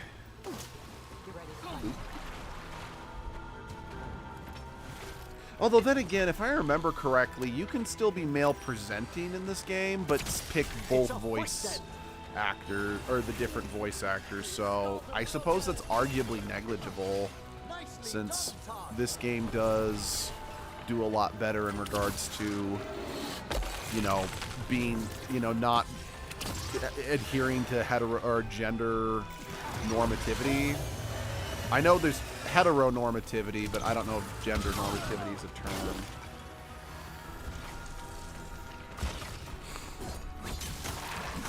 Traditional gender roles? Is that the more, would that be the more appropriate statement? Either way, I do appreciate that more and more games are giving you more options to play androgynous characters or more obviously you know, apparently trans characters, because I mean, in both my private playthrough as well as Edgelord's playthrough of Pokemon Legends ZA, I technically picked the boy, which is why they're constantly being referred by he, him, even though, but I made sure that in, again, both my private playthrough and Edgelord's playthrough, they do dress a bit more feminine, despite technically being male. Traditional gender roles is the same, and also this game would do that, considering Tosh's entire story. Yeah, no, exactly. And fuck anyone who says Tosh is a bad character and is just woke bullshit. I'm like, I have not suffered with gender identity issues, but I think Tosh's story is very well handled, and I think it's very respectful. And when anyone points to the push-up scene with Isabella, this was something Endangered and I were talking about on Thursday night. I'm like, guys, did we interact with the same character in Dragon Age? Because Isabella would 100% do that sort of thing. It wasn't trying to force woke ideology. And you know what? Fuck it. Woke. If someone calls me woke as an insult, that's not an insult. I consider myself happy and proud to be considered woke. Because I believe an expression I saw on social media, it's like, I would rather be woke rather than stay asleep and ignore the injustice around me. I'm getting the quote wrong, I'm pretty sure, but like, I take being called woke to me as a compliment. I saw the entire scene with Tosh and their mother as great. Arsene gets the point across exactly. Because I can imagine a lot of people with gender identity issues, along with especially incredibly religious parents like Tosh's mom is. It's like, I imagine a lot of, trans kids have definitely, it's like, yes, my parents like, oh, I still love you, but I just don't get it, or, oh, blah, blah, blah. It's like, they think they're, they're meaning well or being well-meaning. Also, you have to use direct language, like non-binary, because they use a fantasy term. It doesn't register with the audience because it's a new term. Exactly. Plus, let's be real, anytime someone's like, oh, they're shoving so much blah, blah, blah this or blah, blah, blah that in media, it's like, why do they have to be so in your face about it? I'm like, they're not being any more in your face about it than heteronormativity and traditional romances. You just are only noticing it because you're an asshole who doesn't like it, and is just the whole, I don't really care if they're blah, blah, blah, I just don't want to see it. Like, well, it goes both ways, shithead.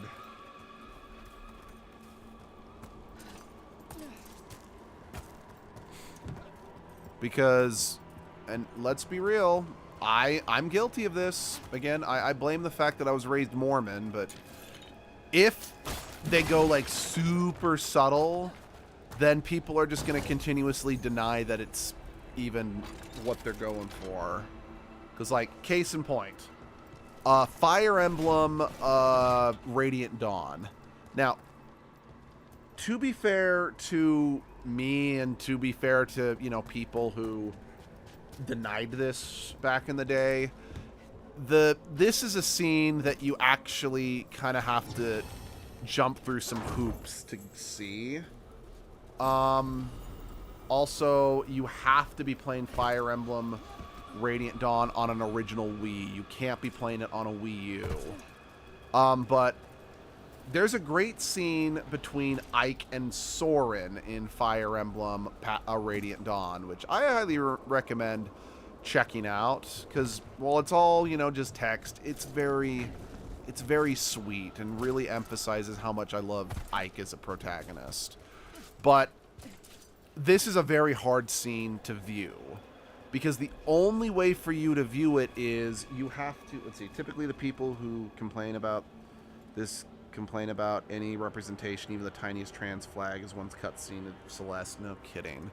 Or then they're the ones like, oh, they're oh, they cast a black person in a movie. Oh, this DEI is getting out of control, despite the fact I'm like, bitch, we've been whitewashing everything in cinema for the last 100 years. Or, okay, I guess not 100. You know what I mean. So shut the fuck up.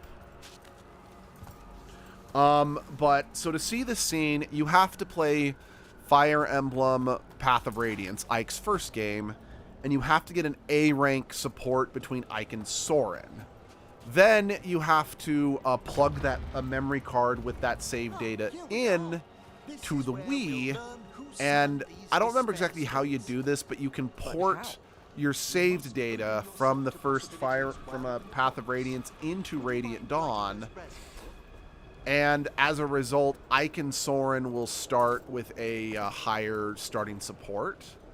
And again, I don't 100% know how to trigger it, since unfortunately me and Abby have a Wii U, not a Wii, and I didn't know about this cutscene when I was a kid at home with the Wii, or even if I did, I just never took the time to see it.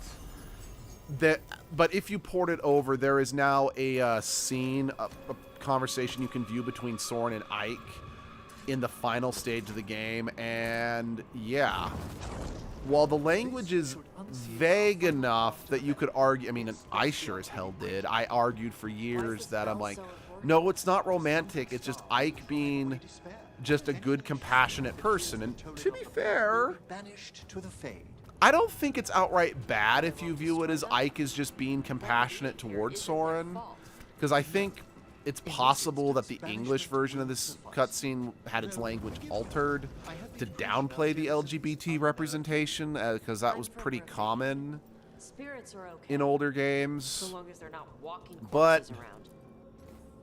No, I think it's very clear that that scene was meant to be a romantic scene between Ike and Soren. That was meant to be confirming that Ike is gay, if not bisexual. Honestly, Ike might be bisexual. I don't know. They honestly don't really focus that much on Ike's love life or romantic proclivities in either of his games. It's like, yeah, there was some subtle attraction between Ike and Alencia in the first game, but that really just had more to do with main character and the princess trope, you know?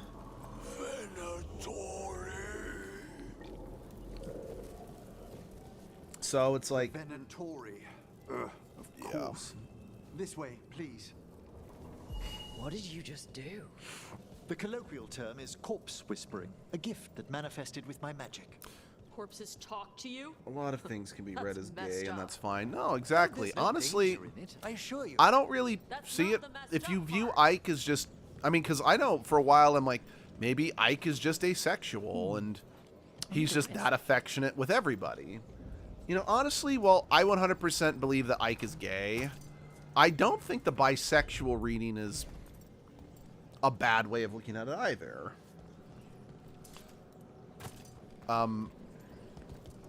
Oh, got it. But no, as far as I'm concerned, Ike is gay.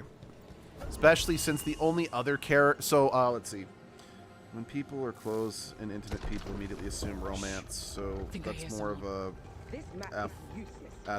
yeah. I don't know why my mouth is just not letting me say that word. But I agree. Because something I have kind of noticed, and for the record, I don't have a problem with people shipping characters for fun. That's not in and of itself a problem. However, one thing I have noticed is due to the rampant spread of shipping, it has combined with the fact that just toxic masculinity, like, ew, men don't show affection to each other, so that's gay. There have been a lot less characters who show genuine affection towards each other that aren't considered, you know, gay or, you know, in love with each other, you know? And given the lack of LGBTQ representation, I don't mind a lot of people being like, I see myself in this person, so they... But I will say I do really miss characters who just are affectionate, show each other love, and there is no romantic or even sexual undertones. Because, like, for example, me and my good friend, I'm not going to say his name for anonymity's sake, he is bisexual. He's bisexual but hetero-romantic. I'm biromantic but heterosexual. We, you know, show each other affection. We kiss each other on the cheek. You know, hell, we even flirt pretty hard. But again, there's no actual romantic tension between us or attraction between us, partially because A, we're both married, and Abby and his wife are, I mean, we're all just really good friends. But yeah, I know that plenty of, you know, toxic douchebags would be like, stop being so gay, that's nasty, or other bullshit of the like, you know. I see someone by the crates. I don't think they're Venatori.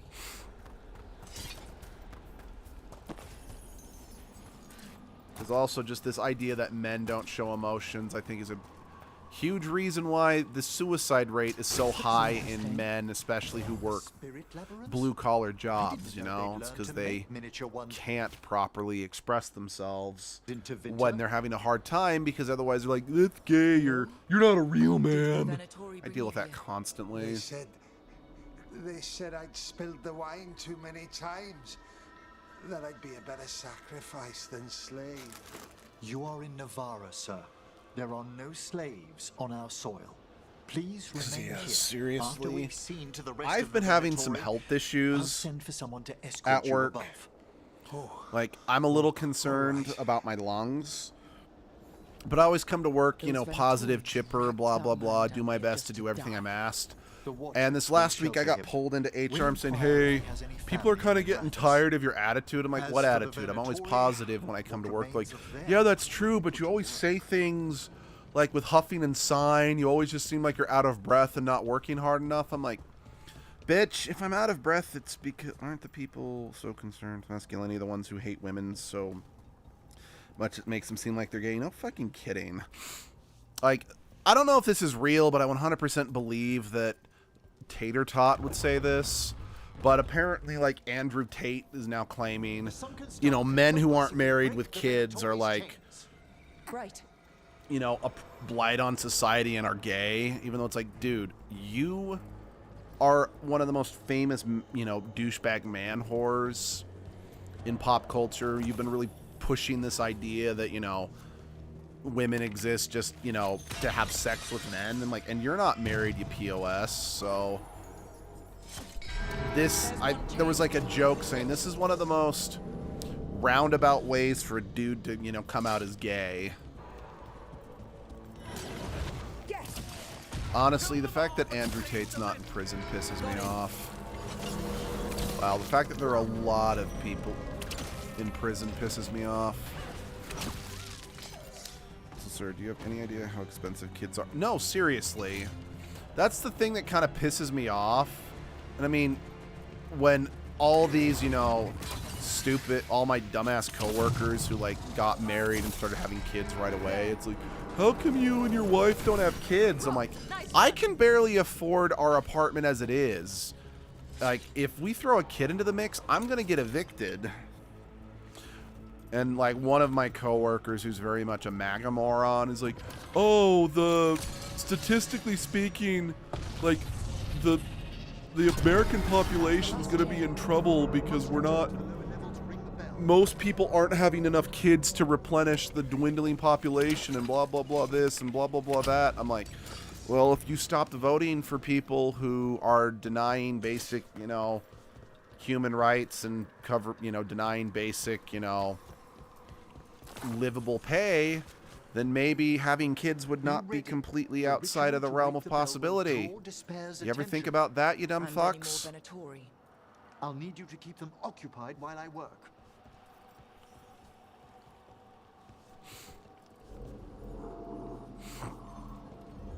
Because, yeah, it's just...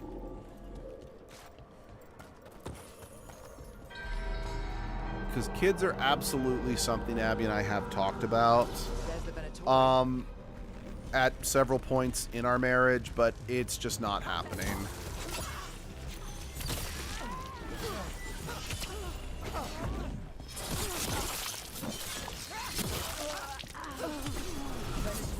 I don't have and won't be having kids because I'm not mentally stable enough to take care of them. That's another reason why Abby and I are kind of like, we don't think we're gonna have kids, because we both kind of know we wouldn't be fit to take care of them.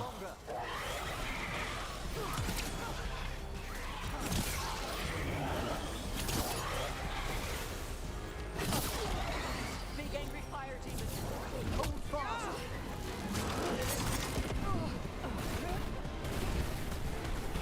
Get here.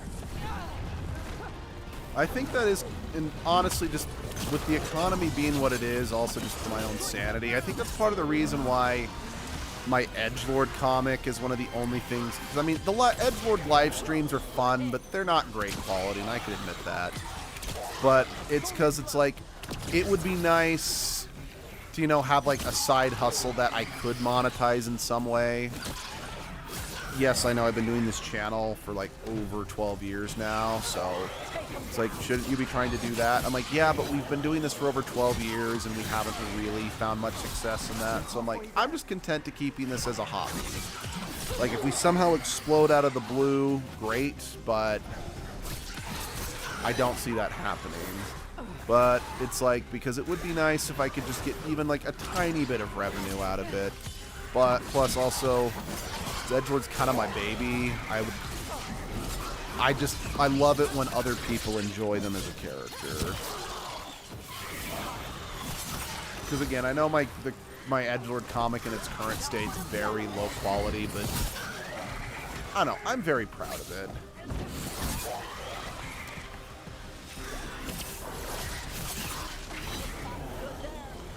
It's like, I know most of my friends that, you know, actually got to know Edgelord at the local LARP park that is sadly closed. They're all usually get pretty damn invested in the comic because it's just fun to them.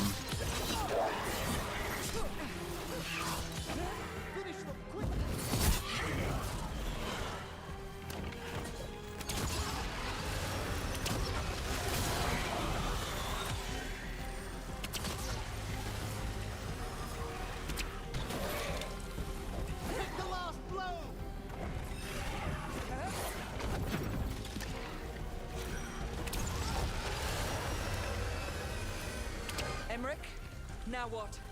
Now, the grand necropolis shows itself.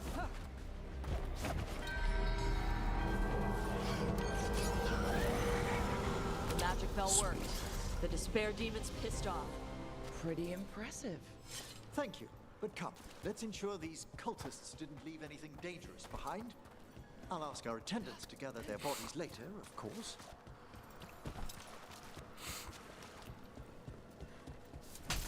Give me loot. Give me loot or give me a bazooka. And then I'll just, you know, go get my loot somewhere else. And this is a severed hand. Is it the doctor's hand? A hand of glory? I mean, the doctor's hand is pretty glorious. Have this. I must find out where it came from. I think they got it on, you know, evil Amazon. So, just Amazon. Let me know when you'd like to return to the chambers above. Let's go. Let's get back to the lighthouse. You can tell me why you've sought out a Fade expert on the way? Maybe I won't.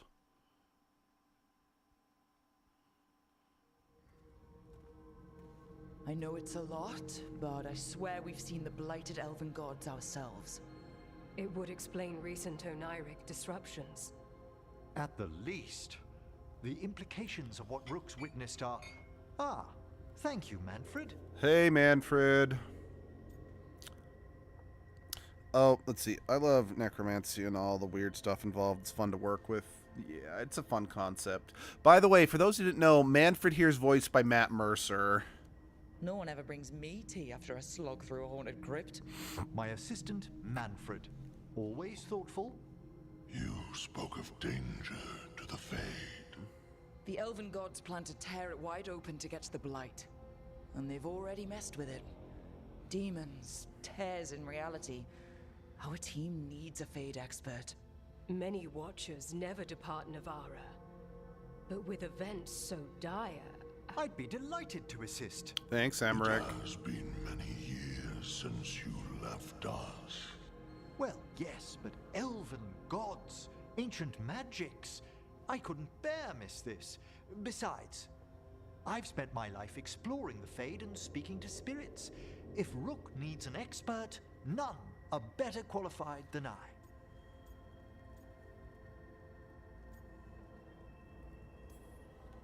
Are you good in a fight? We went through a lot of demons. I've faced worse in the necropolis. Welcome aboard. Wonderful! I'll gather my things. Come, Manfred.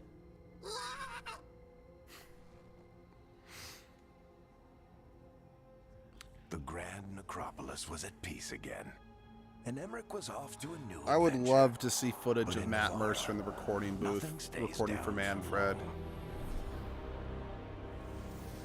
The Venatori had unearthed something no one should have, and delivered it to the worst possible person. Emmerich's journey would soon bring him face to face with the gloaming lantern.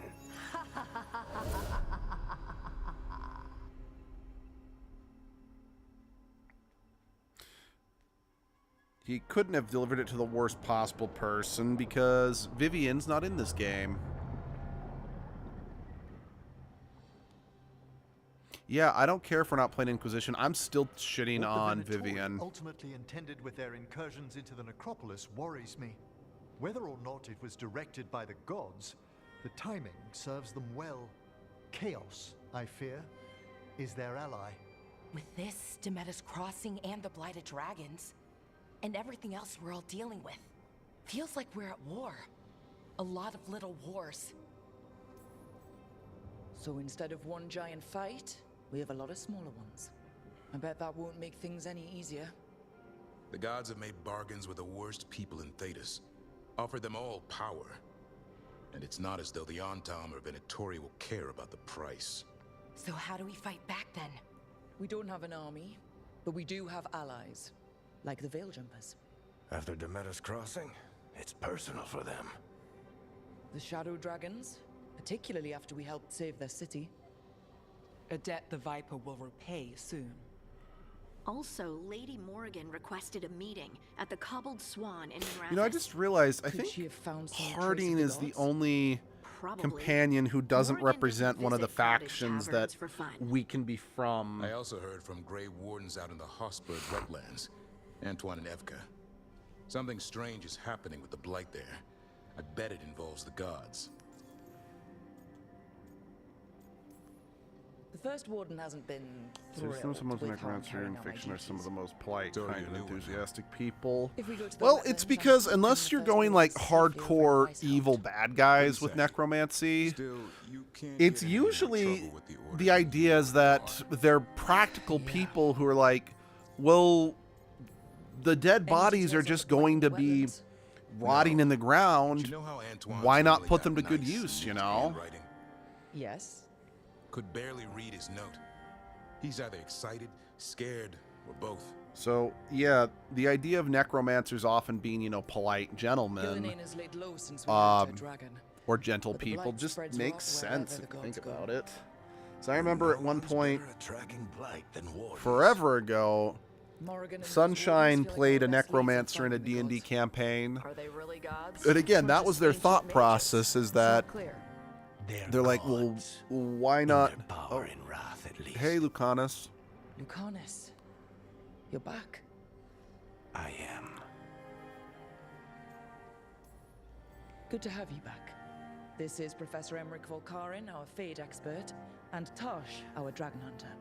They joined while you were away. Hey. Charmed. Right. Not everyone has met. So, a dragon hunter. Treviso could have used you. What's happening there? It's just... people blame you for what happened. happened to Treviso, Rook. But they did not have to make that choice, knowing what the gods are capable of. There was no right call. Still, it glad. changes things. How could it not? No, you're absolutely right. Yes, here to stay. Good to have you back, whatever the circumstances. Everyone needs to be part of this. That's the only way we'll win. After what they did to Treviso, I want these gods to fall. I don't see anyone else with a better chance than you. My blade's yours, until the end. Great. Let's follow up on some leads. I'll let Lady Morrigan know we're ready to meet. I'll send word to Antoine and Evka. They're holed up in a town called Lavendale. Everyone else should rest up. Be ready to move when I call. See, I do like that the main concept of this game is we take what we can get because we're up against Never easy, is it, evil kid? fucking gods. I agree. Making the big choices, then living with the consequences. I don't think it ever should be easy. As soon as it gets easy, you're not the right person to make those decisions. It needs to be hard. That's how you know you're taking it seriously. And that's why I recruited you, Rook. You get that. Not everyone does. Anyway, you've got a meeting with Morrigan to attend. But yeah, I think another thing that hurt this game compared to like the last ones is rest for a bit. Yes, the story is definitely bigger and grander, but it, like Dragon Age 2, focuses more on character interaction rather than the big grandiose events. I mean, again, don't get me wrong, 100%, this game still has, yeah, 100% this game still has the big grandiose story. Unlike, say, I mean, again, Dragon Age 2 does have a big story, but again, it's a more personal story. It's not like go save the country from the apocalypse like the first one was. Let's see, doing the right thing is hard and very rarely makes you feel good. It requires sacrifice on people willing to do. Constantly the only ones you can trust to be in charge.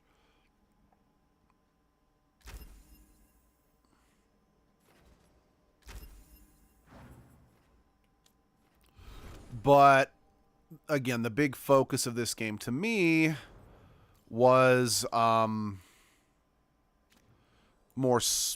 interpersonal, a little based on it was more character driven rather than outright the big grandiose story. Like, don't get me wrong, the big grandiose story is absolutely still here, but it doesn't feel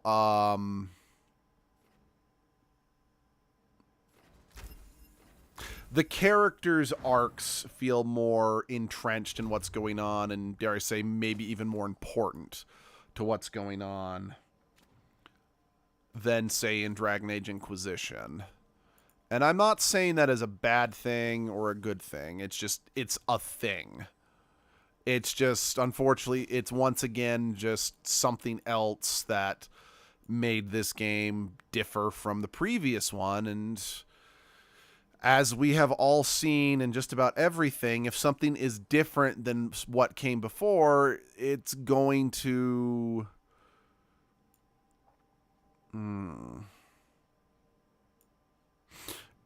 people are going to be slower to warm up to it. Just simply due to the fact that it's different. And I mean, let's see, you gotta fix everyone's personal shit or they won't be at their A game and we'll all die. Yeah, it's very Mass Effect 2, which is funny to me because everyone loves Mass Effect 2. There are people to this day that say that Mass Effect peaked with 2 and shouldn't have continued after 2 or whatever. But they're then quick to tear this game apart. Like, again, don't get me wrong. I think there are legitimate reasons to be a little disappointed with this game. But I still feel it is unwarranted to the degree that, at least to the degree that this game gets hate on.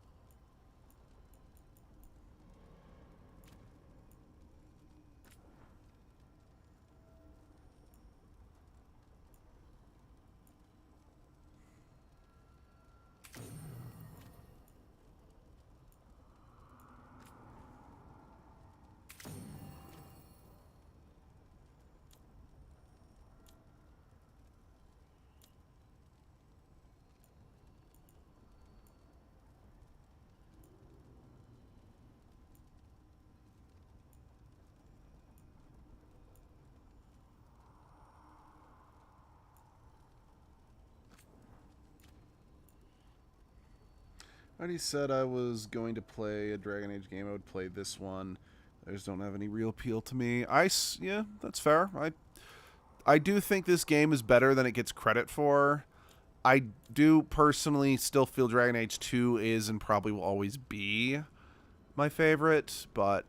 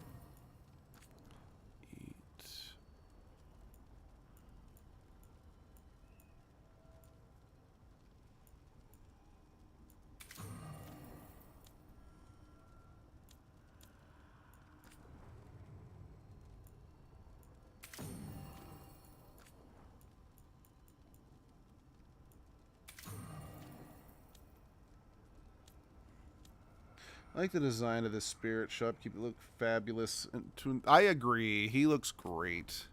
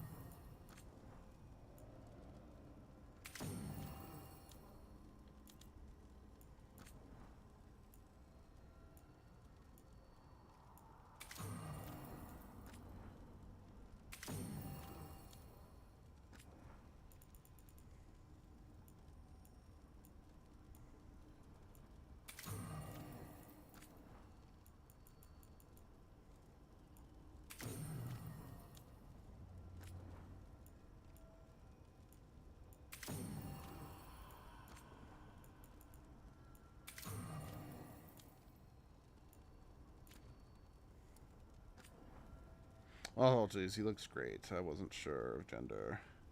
They have one at all. Oh, I actually don't know if they have a gender. I mean, I don't really know if it arguably matters. They are badass.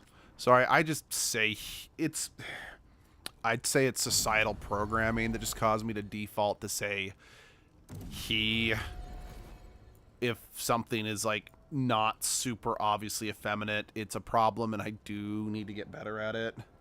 So no, you don't need to apologize. I'm the one who should apologize. Because, yeah, I just kind of implied, despite there not really being anything obvious about their gender.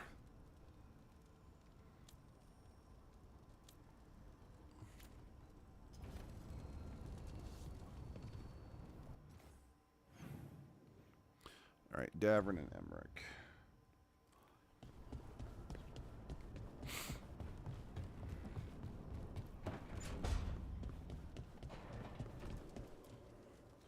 So, It looks like our boy Hassan is feeling his oats.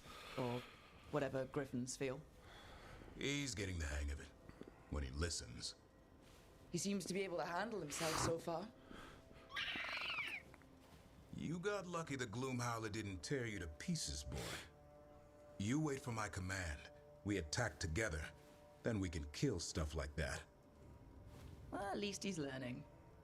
You know, so yeah, I'm still deciding on which of the three characters I want to romance, Davrin, Nev, or not Tosh, Balara.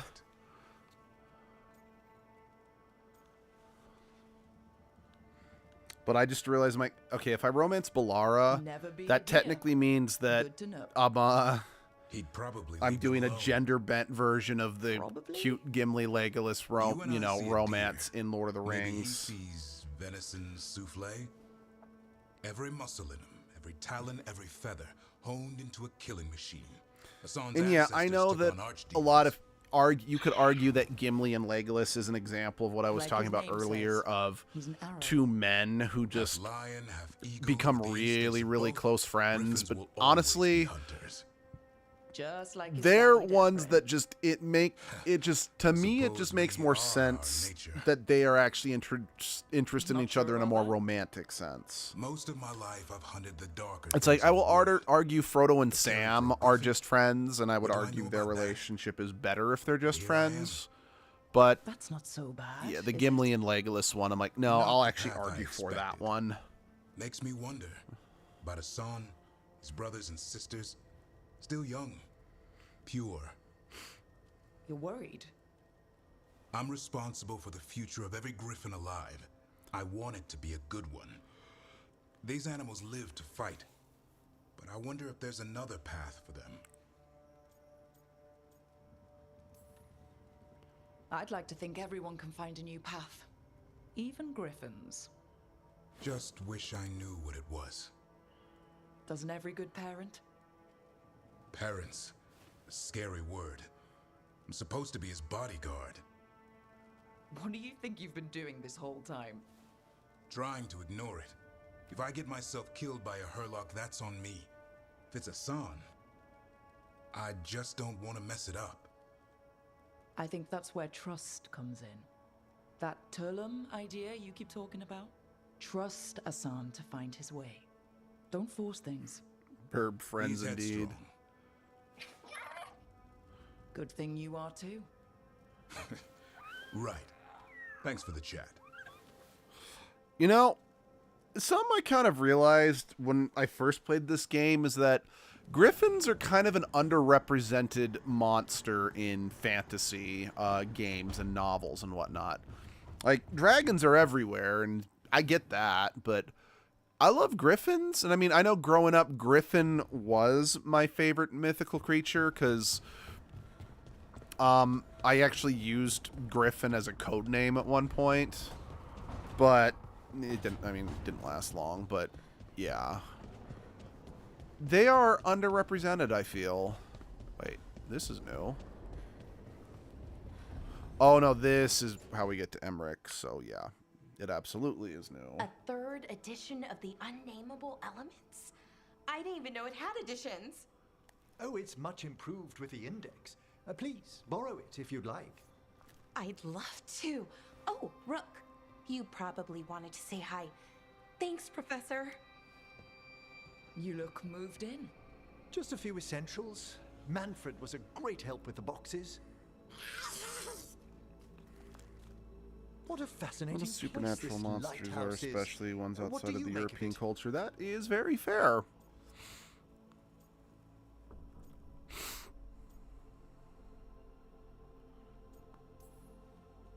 Early on, it mostly felt empty. But it's gotten more homey with each new person. For all its grandeur, the lighthouse does seem meant for company. Did you get the tour yet? Oh, I've been exploring, but I noticed a few of the others taken aback by Manfred, and I overheard remarks about my skulls. My necromancy won't cause any undue worry, will it? We're still getting used to one another. True. And yet... Give it time. We'll settle in. Please excuse me. Manfred and I should finish our inventory. Thank you for stopping by.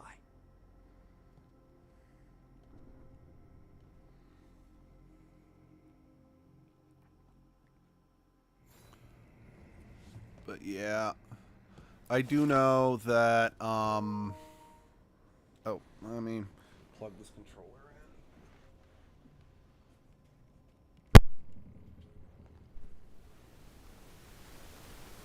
in. I definitely think my favorite, mythical creature now is a phoenix. I still love griffins, don't get me wrong, but it has been... probably 2 decades at this point since they were my favorite mythical creature. Outbreak of hauntings across Thedas. They also mentioned But never have lost my love for them entirely. Just they're no longer my favorite mythical creature. Scared wisps. Let's look into it. Thank you. We'll depart for the necropolis whenever you're ready. I want more Tengu representation that doesn't have those evil brain-dead rapists. Yeah, I can agree with that. I actually like Tengu, from what I've seen of them, and I don't want to know what media depicts them as rapists, because too much edgy media in the past several decades have just used rape as a very cheap way to get a quick hate sink for the audience, and I'm just tired of it, because I'll admit, even I fell into that trap when I was doing some creative writing / D&D stuff. Oh, that looks nice. I mean, I know it's just a different color, because like I've basically got that same outfit, just different colors, but that one's nice actually.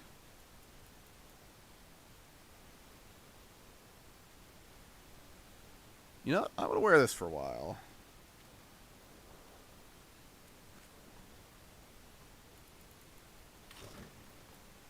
Oh my god, that's horrifying. Alright, right, Emmerich is number 3. Nope, you're keeping your default.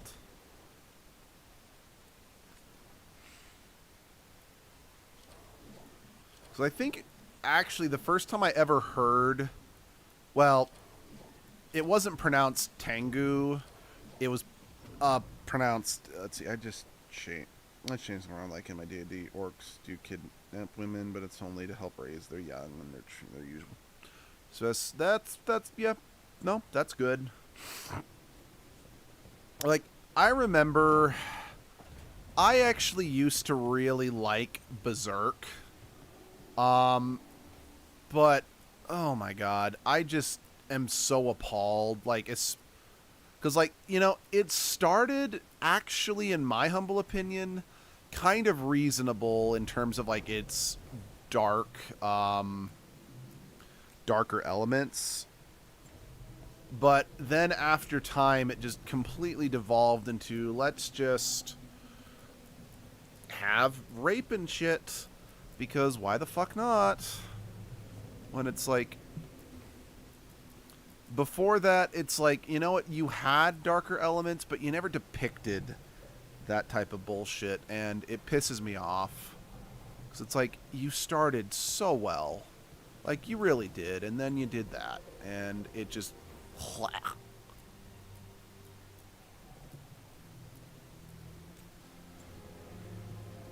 don't like grimdark or drama stuff. I don't touch Berserk. Don't. It's not very good. Like, I don't hate grimdark stuff per se. My problem is just people tend to mistake grimdark. Like, so many people when they go grimdark are just like, let's have rape and shit. Even though it's like there's more to grimdark and whatnot than just that, if you know what I mean. It's Like, can we please get some fucking nuance? Is that too much? Well, yes, it is too much to ask for. But still.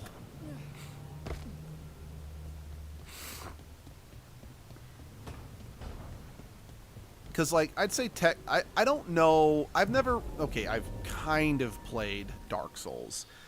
I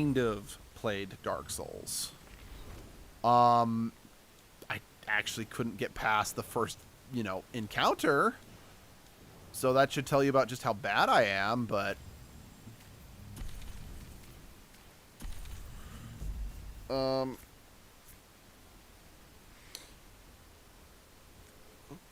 What's the word I'm looking for? But to my understanding, it's dark. It's grimdark in terms of like its themes, elements, and just the fact that everything kind of sucks for the people in its world, and it doesn't really delve into just really tasteless, lowbrow. How can I make a hate sink as quick as possible? Let's see.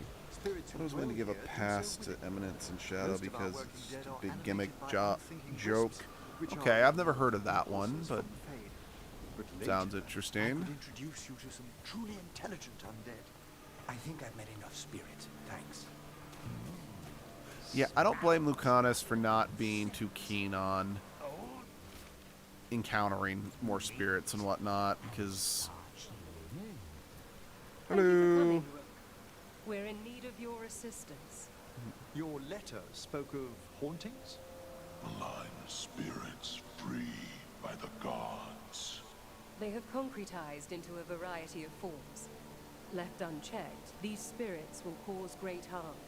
They must be put to rest. This haunting was once a spirit of curiosity. Oh. It has turned to a darker purpose. That's a shame. We must keep... Ooh, another quest? Rook, Professor, a new group of Venatori trespass in the Shrouded Halls. What a dick. All of them. They come in search of plunder. We'll put a stop to that. Don't be here in search of plunder. Be in search of pudding. Prepare yourselves. Is that a threat? Are you threatening me because I probably did something? Because honestly, I probably did something to deserve it.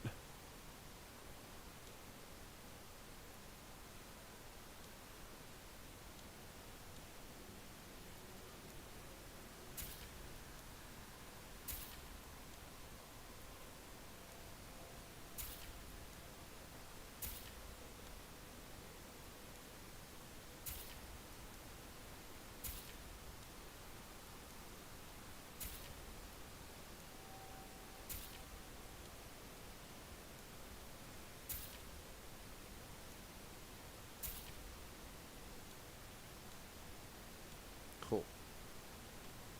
Oh, basically, it's an isekai where one of the kids who got past their edgelord, I'm a dark lord with magic phase, goes to a world where all of his cringe fantasies are real and he doesn't know that. He's the only one who doesn't know. That's funny. That sounds pretty funny, actually. I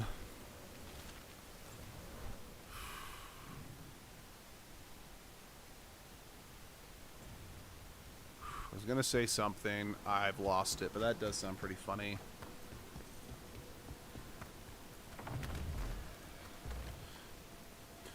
Oh yeah, I just kind of speaking of edgelord phase.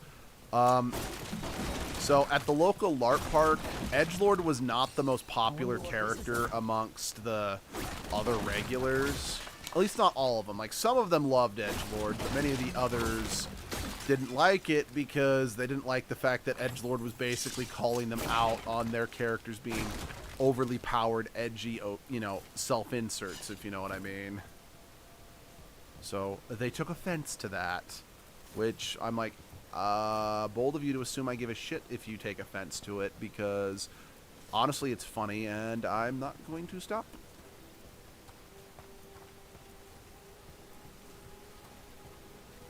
We got it.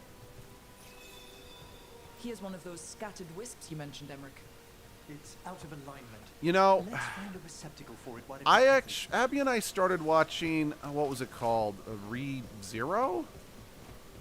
No, basically it's the, It's the isekai anime where the main character gets gets sent to a place where he just keeps dying over and over again. For all those who say, why can't you just take a joke? Y'all are some of the thin-skinned motherfuckers. No, seriously. What they mean to say is, stop calling me out and just let me continue to be a dick because it doesn't inconvenience me. And don't you ever dare call me out. We got it.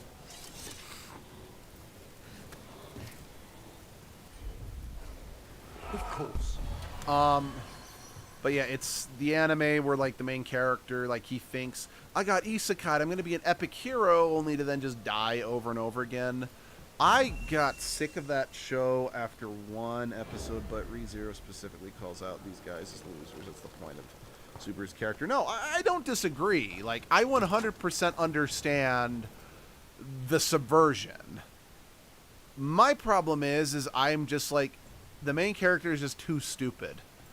Like, I know I only watched the first episode, and I'm sure it gets better or whatever, but I'm like, okay, the fact that he is too dumb by the end of the first episode for him not...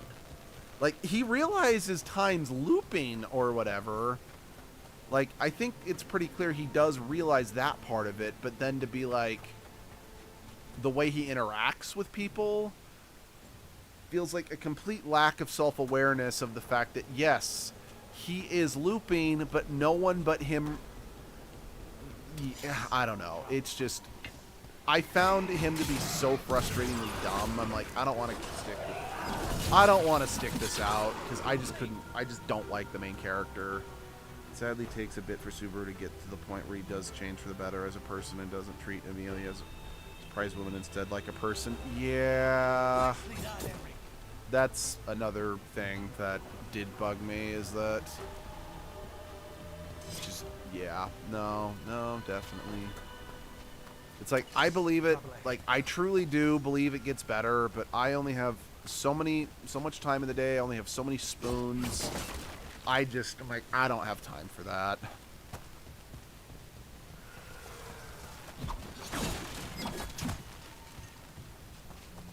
Because while I can appreciate satire and subversion, there are ways that I'm going to be more susceptible to the satire and subversion than others. So I only watch the isekai with dumbass joke fun premises. Yeah, and that's another thing, is I'm getting kind of sick of isekai as a premise, because I'm starting to realize it's actually kind of a lazy plot device for the most part.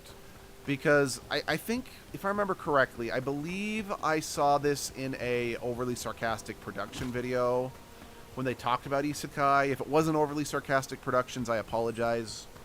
But basically they point out the reason why isekai has become so popular as a plot device, or as a way to drive story, is because it's a very convenient way to justify explanations, or justify exposition in a story, because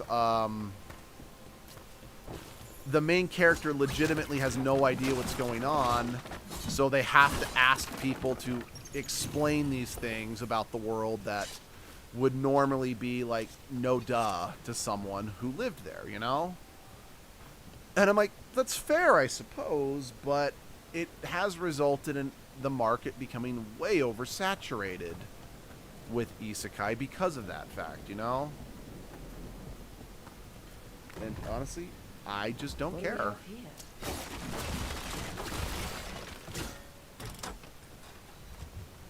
That did it.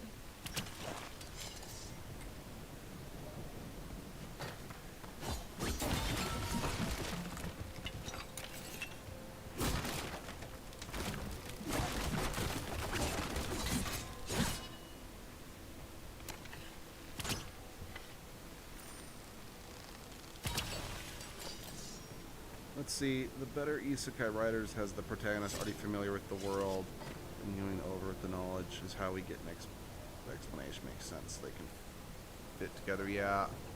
And I mean, don't get me wrong. I know, like, some of my favorite anime that I watched as a kid were isekai. So I'm not saying, like, this is, like, isekai is anything new, or I absolutely do not like isekai. That is not what I'm saying at all.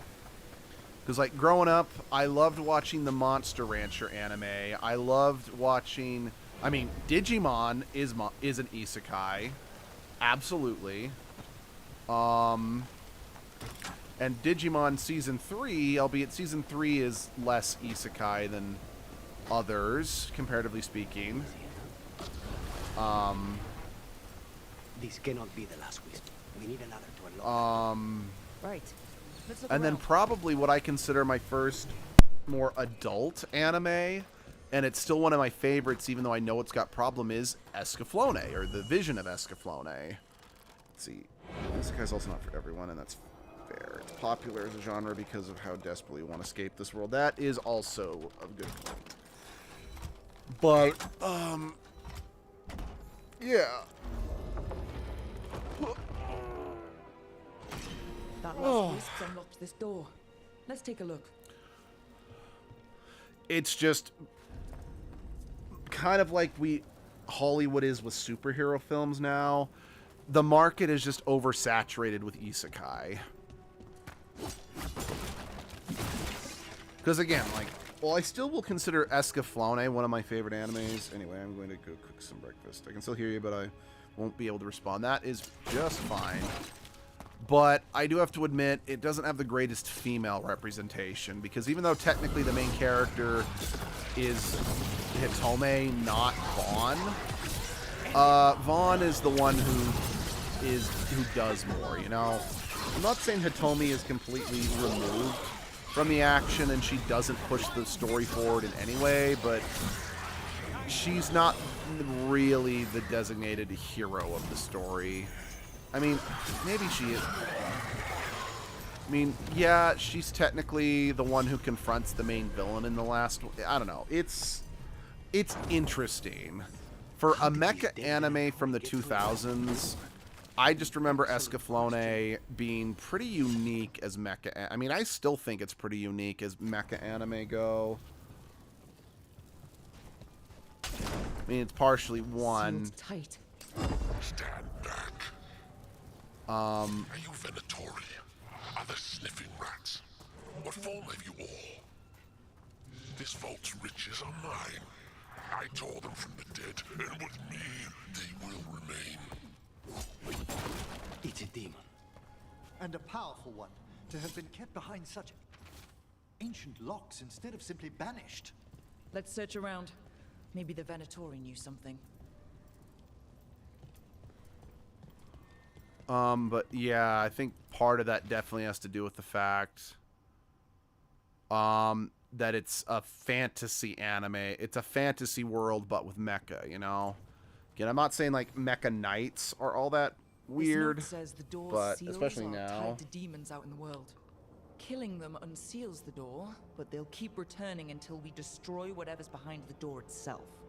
Then we have our targets. The Order would be grateful. I've never even heard of this spirit. Let's keep an eye out.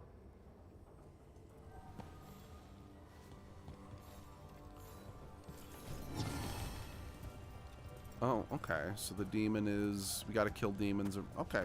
I forgot about that, but I'm okay with it.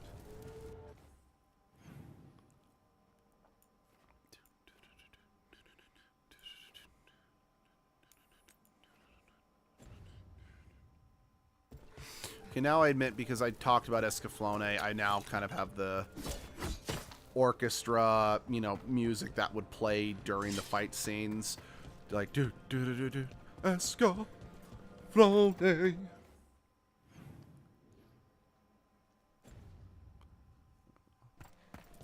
But yeah, I actually really happy. I was able to finally find a copy of Escaflowne on Blu-ray last year, I think, or maybe it was 2024. I don't remember exactly.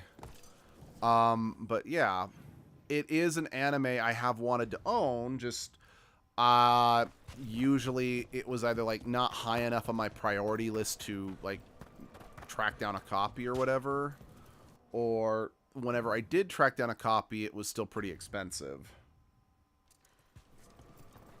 So I'm happy to own that now.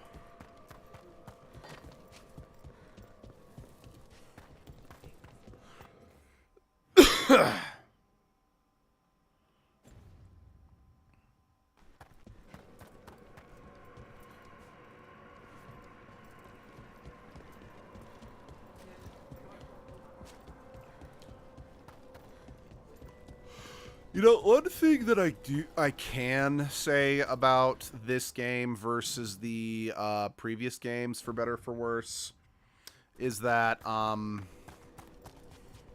despite the fact that, you know, the villains like the Venatori from the third game have come back, or you're now fighting Kunari as enemies, and, you know, they were antagonists from the second game, they aren't as memorable now. Like, yes, the main villains are memorable, but, like, the villain factions themselves aren't as memorable as, like, the Kunari were in the second game, or the Looks like the Venatori planned on taking a few things with them.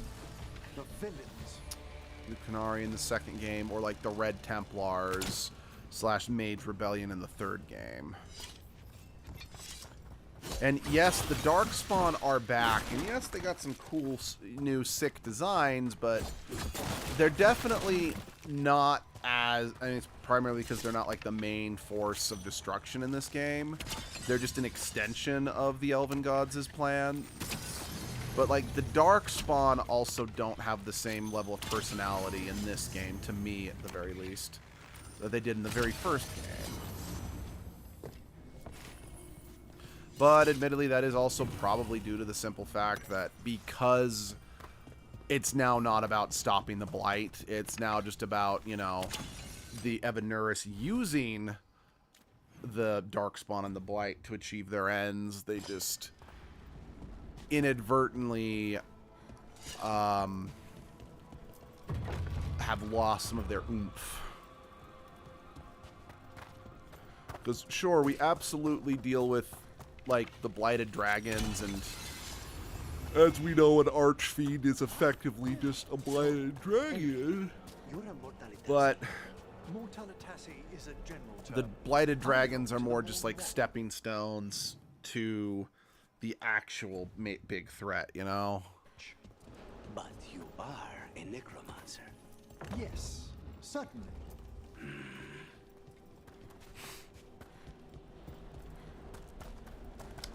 I know one downside about saving Navarre, I mean, by letting Treviso get, you know, fall to the Blighted Dragon versus letting Minrathos fall is, well, Lucanus, because he's hardened, he's now a lot harder to get affection with, meaning I have to have him in my party a lot more. And kind of like I've said in the past, Lucanus, while I like him perfectly fine as a character, he just doesn't do a ton for me, and I would rather have other people in my party as a whole. It's just by the same token, I do largely feel saving Minrathos is arguably better in the long run, because you're preventing the Venatori from getting more of a stranglehold over, you know, the Tevinter Imperium. Which, yes, I know that by not saving Treviso, a lot more innocent people die, and that is not, that is bad. That is very bad.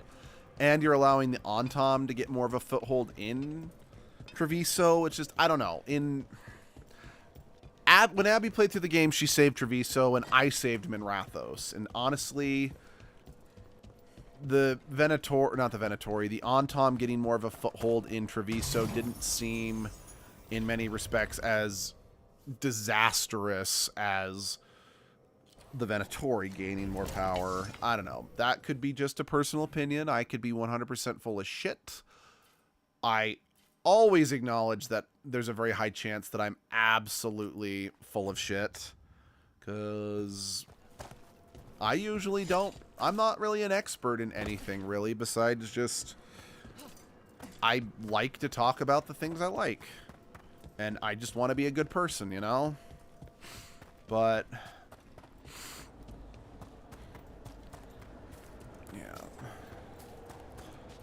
I know probably in, like, real life, I probably would have... well... yeah, in real life, I probably would go save Treviso over Minrathos, since Minrathos has a more dedicated force to battle the dragons, but as Lucanus said, that Treviso doesn't really have a dedicated military or anything like that to fight back against the dragons, so a lot of innocent people died. Only worse. I don't know. No, there really wasn't a right choice. Even Lucanus himself said that.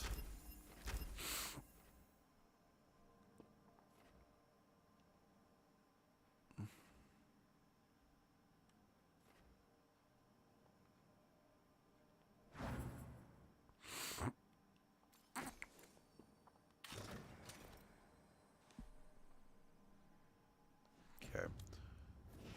Manfred would never be so vicious, though when pressed the wrong way, errant spirit.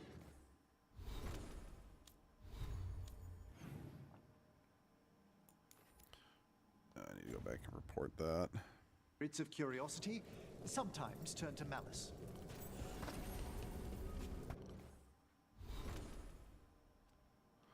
Well, at least he's back up to 4, so that's good.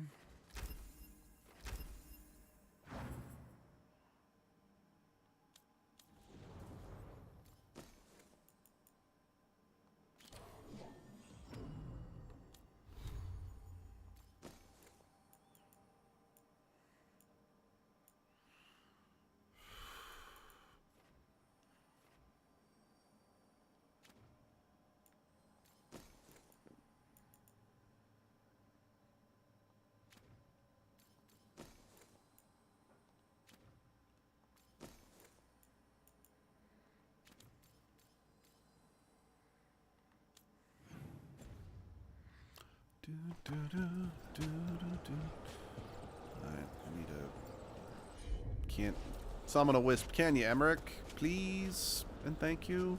Can't do this without a wisp.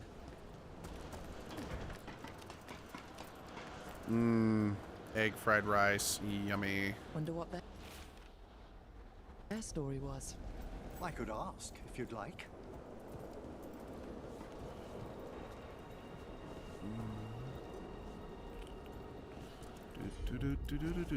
As you Stumbling. The steps. Skeleton saw. Oh. No choice. I had to be brave. I had to be brave. I'm a Thathanth Creed.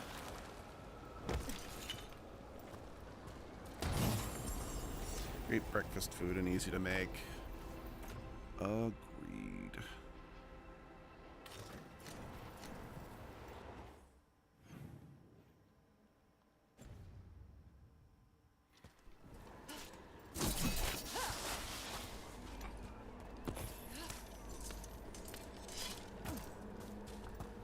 You know, I do want to acknowledge, I know I kind of have, but I just do really want to emphasize, I really do like the way that this game, I like how this game feels to play.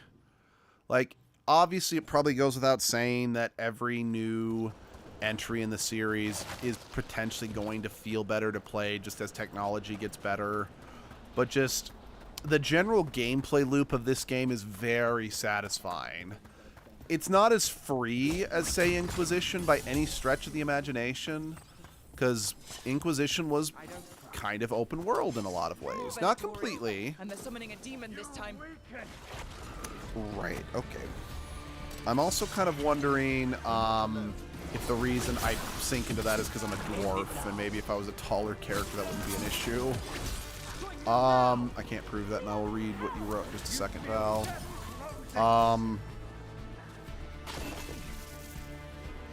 What's the word I'm looking for? But yeah, in terms of like the way that Rook controls in the moment-to-moment gameplay is some of the most it's probably the most satisfying in the whole series. Okay. So as far from the choices of what to save, I hate games that give me leadership and choices but make everything black and white with ways to fix everything perfectly. It's like, I don't mind if there is a way for you to fix everything, but as long as it's not like, so for example, take Mass Effect, being able to save both the Quarians and the Geth. It's possible, but you actually have to put a lot of work into it. Because it just takes very little to make, you know, one species or the other, usually the Quarians, admittedly, being like, no, I can't. But yeah, at the same time, giving you choices, and if the choices don't end up mattering in the long run, it does cheapen the... Because, like, there is another game that's actually been on like the edgelord poll for quite a while. This game was made by BioWare, so you know, the same company that made Mass Effect and Dragon Age, and I do very much think they were trying to push it as a possible new IP to exist alongside Mass Effect and Dragon Age, but it just didn't do as well. But the game's called Kingdoms of Amalur. Well, a big part of that game is that the main character is like known as like the Fateless One, or like it's supposed to be a big deal that you are not bound by the whims of fate and you can change people's fate or whatever. And you are given like some role-playing choices. Like you can make choices, but as many critics and even myself has pointed out, you can make choices, but they're arguably pretty... They don't really do much, to say the very least. For the idea of no perfect solution, my choices have consequences. Yeah. Yeah, let's grab that. I can come back later and get that. But, yeah, it just ends up being a little disappointing, in my humble opinion, because it's like... You built up this idea, or you introduced this idea as, well,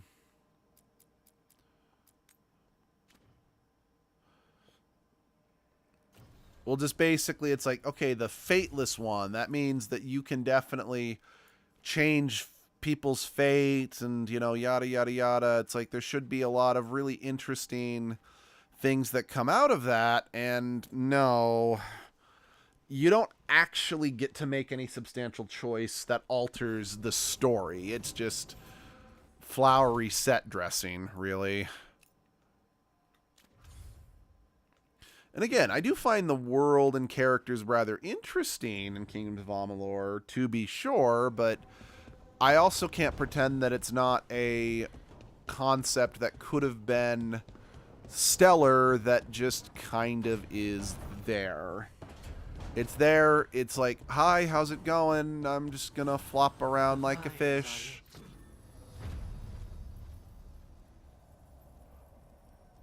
Please don't hate me.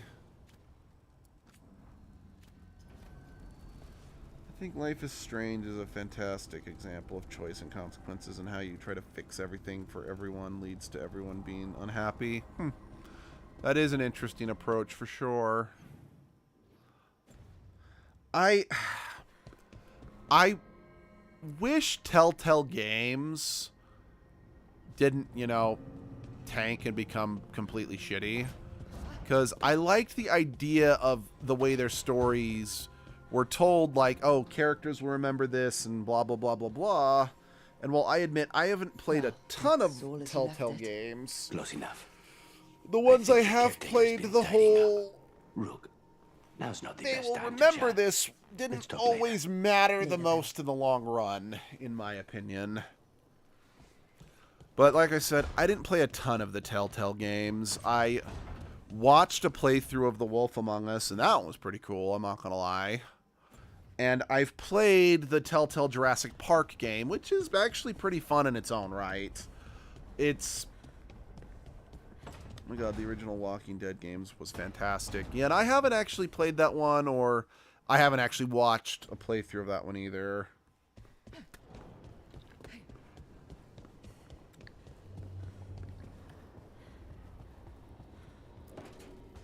I'm sorry, but I find it completely unnatural.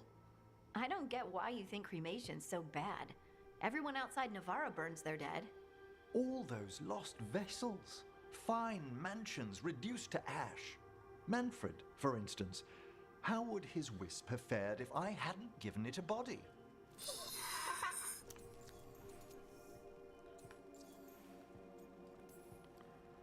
Where or who did you get his body from? There was no single donor.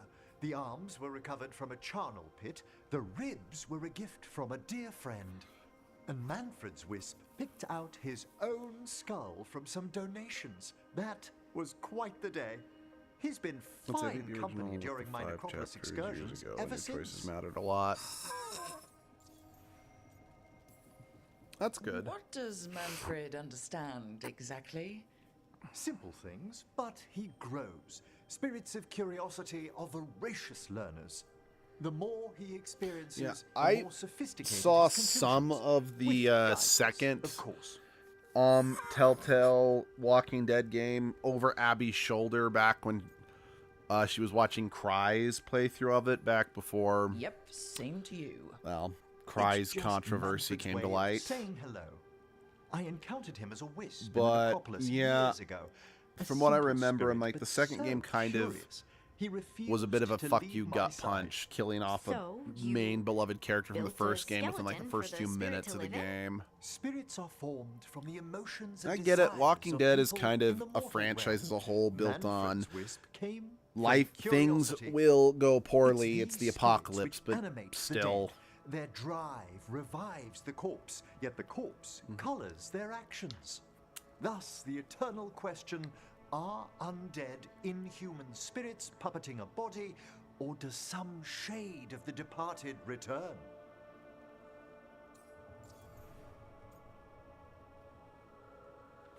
No, I don't want to say that. I find it fascinating. I can't answer that. Can you? I've come to believe there is a return. I swear I could see it sometimes, Rook. A glint of recognition of something more in the dead. Hey, that's my sleeve. Are you trying to steal my buttons? As well as a certain mischievousness. Manfred.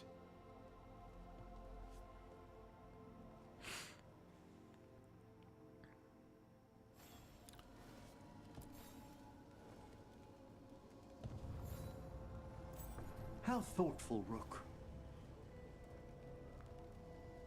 Now you can pick it up and bludgeon people with it. Okay. I am going to be running out of time soon. I said this at the start of the stream, but for those who weren't here, I do have to end my stream around 8 my time, whereas I usually like to go to 9 or 10 my time just because I have something this morning. But I do at the very least want to travel. So Manfred is the learning child and Emmerich is his dad. I think that's a perfectly good way of looking at it, yeah. But I'm like, let's go... Yeah, not surprising. Well, that actually looks nice. Yeah, I do think I will be with Lucanus and Emmerich for a bit.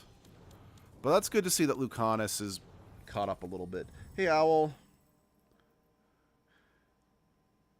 Oh, how you doing, Owl Hatch? I am having a fun time. I love this game.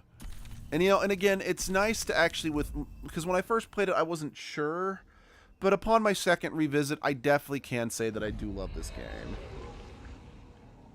But yeah, let's go. We're going to head back to Minrathos because we haven't been there in a while. And there is a new quest I can take there. So, the very least, because again, I've still got some time.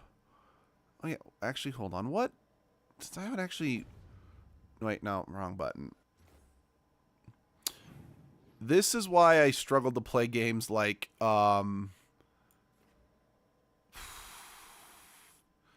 Vein. There's just so many different button combinations to remember, and I'm like, wait, which button do I need to press to get to the world map versus backing out?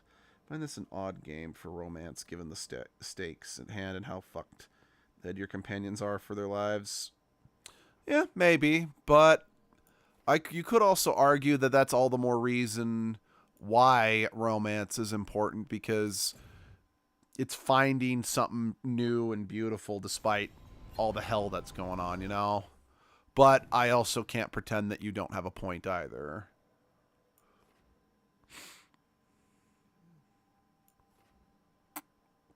Right. We're not doing that one yet. That's more story stoof.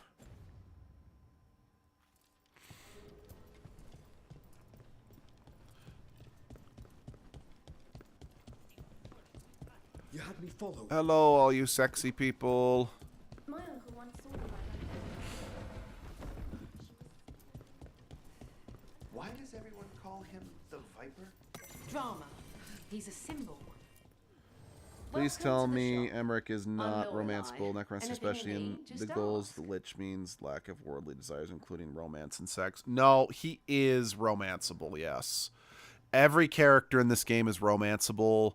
That being said, I believe because Emmerich is given a choice later in the game to choose between lichdom and attachments. And if he chooses attachments, then he loses the ability to become a lich forever. And I believe he becomes unromanceable after that. So it is something that's addressed, if nothing else. But yes, Emmerich is romanceable. Abby's thinking of possibly romancing him in her next playthrough. Him or Nev. She hasn't decided yet. About that subject from before. As a spirit mage, Emmerich, you must sense spite. I'm sorry that you two came together under such unjust circumstances. Mm-hmm. Ah. My sympathies. You can hear spite, even when he doesn't take me over? This close, yes. I am so sorry. That is interesting. But it makes sense why Emmerich could actually hear spite. A Grey Warden. Are you alright? Warden Rook.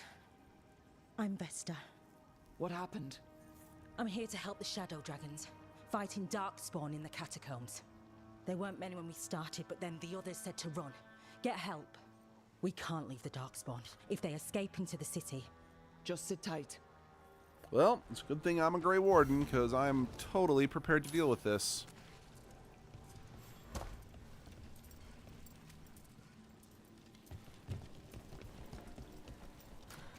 Up there.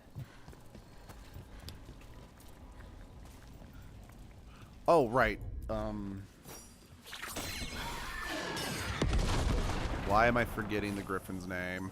Asan. Yeah, I didn't have Asan last time I came to Menrathos, so yeah, heck, I didn't have. Yeah, no, I didn't have Asan, didn't have Emmerich, didn't have Tosh, so hopefully.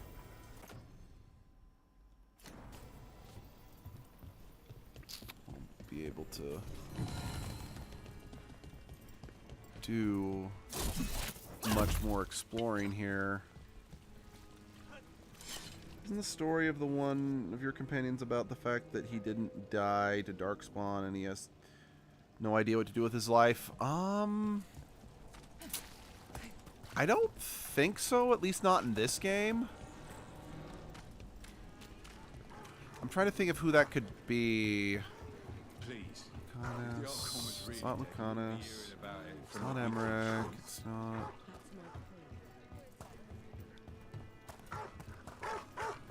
Yeah, I'm actually trying to think of which companion that could be, or if I'm just forgetting who that is. Oh, bad guys. He's the guy raising a griffin. It's like, well, no, that's not really his story. His story is he was a Dalish elf who and that's his new path, I think. Yeah, raising the griffin is definitely his new path. It's less that it's not because he didn't die to Darkspawn that he feels lost. It's that He just is always... So he was a Dalish elf who left his clan because he felt that, quite frankly, there was just more that could be done rather than just walking from place to place talking about what the elves lost, if you know what I mean. So he ended up... I don't remember the exact... Maybe him not dying to a Darkspawn is why he became a Grey Warden. I don't remember offhand what he said his motivations for becoming a Grey Warden. But I think it had to do with he learned, he knew that he's like, he wanted to hunt monsters. Like, he knew that that was some good he could do for the world. And he's like, Grey Wardens hunt like the ultimate monsters, the Darkspawn. So that kind of just made sense for him. And his new path is the fact that he's like, I've always just viewed myself as someone who just hits things, you know? Like, I kill monsters, I'm not a nurturing person. So his story arc is just kind of realizing he can be more than just a blunt instrument, you know? Because as he and Asan grow closer, because the reason he's with Asan is that he was one of 3 Grey Wardens who were actually aware that the Griffins were still alive, that there were still Griffins alive. However, he was more the bodyguard and protector. Like, it was his job just to kill monsters and anything that came near the Griffins. Yes, you can pet all the cats and dogs in this game. But unfortunately, a monster known as the Gloom Howler came and kidnapped all of the other Griffins, leaving only Asan. And killed the other 2 Grey Wardens that were the ones who were actually raising the Griffins, leaving, you know, only him to care for Asan. Asan's the Griffin's name. I don't think I stated that outright. But, yeah, that's kind of his story arc. I'm sorry about Treviso, and I intend to look out for you and Spite as best I can. I know you're trying to be friendly, Emmerich, but I don't think Lucanus is going to view it that way. He might actually view it as a hair patronizing, which I'm kind of in the same boat. Not the whole saying, I'm sorry about what happened. More specifically, the, I will look out for you too as best as I can.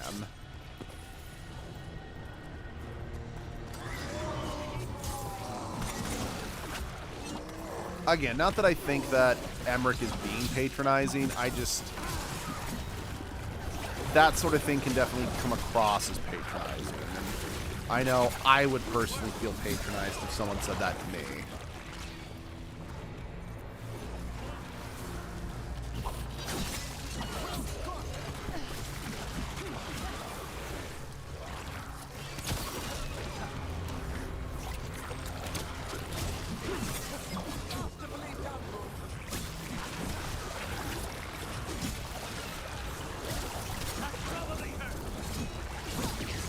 Emmerich is friendly, but it's clear that he doesn't have the grasp on social graces for people not in the know of the dead and the fade. Yeah, absolutely. Yeah, no, I think that's... okay. Oh, right. I should take care of that.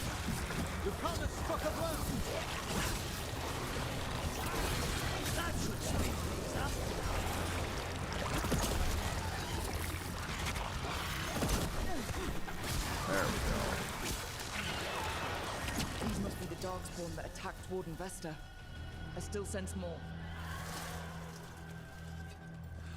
Yeah, again, just there are so many, you know, just already there are so many more dialogue options that Rook is saying being a Grey Warden than I feel there ever was when I was a Veil Jumper in my personal playthrough. I could be remembering wrong, and oh shit.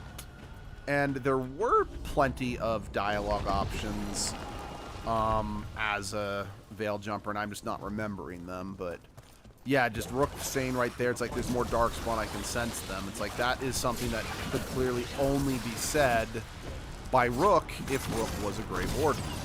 Because only Grey Wardens can really sense Darkspawn.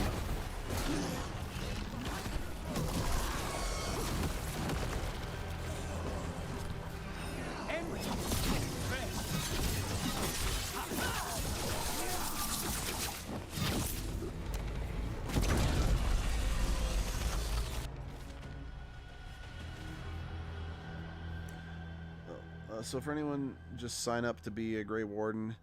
Is there any filtering or requirements? Because it seems like a lot. Just jump into the shit. That's unnerving. Not exactly. Like, so how do I put this? The Grey Wardens, I feel, were probably at least loosely inspired by the Night's Watch from the Song of Ice and Fire series. Where, like, honestly, they're a very essential organization for fighting back, like, the monsters and the supernatural entities in this world, but whenever there's peacetime, no one wants to join them, so they mostly just have to rely on, making criminals join as an alternative to execution or whatever. As a result, yeah, just about anyone can join the Grey Wardens, but the thing is that the Grey Warden initiation process can often be fatal. So, it's another reason why their numbers are not always that numerous, is because plenty of people who join the Grey Wardens die in the process. This is something we actually see in Dragon Age Origins when we play like the last Grey Warden in Ferelden in Dragon Age 1. During your joining ceremony, there are you and two other guys, Jory and Davith. Davith, when he drinks the Darkspawn blood to join, he dies. Like, it just, his body can't handle the toxicity of the blight and it kills him. Jory, when he joined because he's like, oh, the Grey Wardens are, are glorious heroes. I want to join that and get a piece of the glory.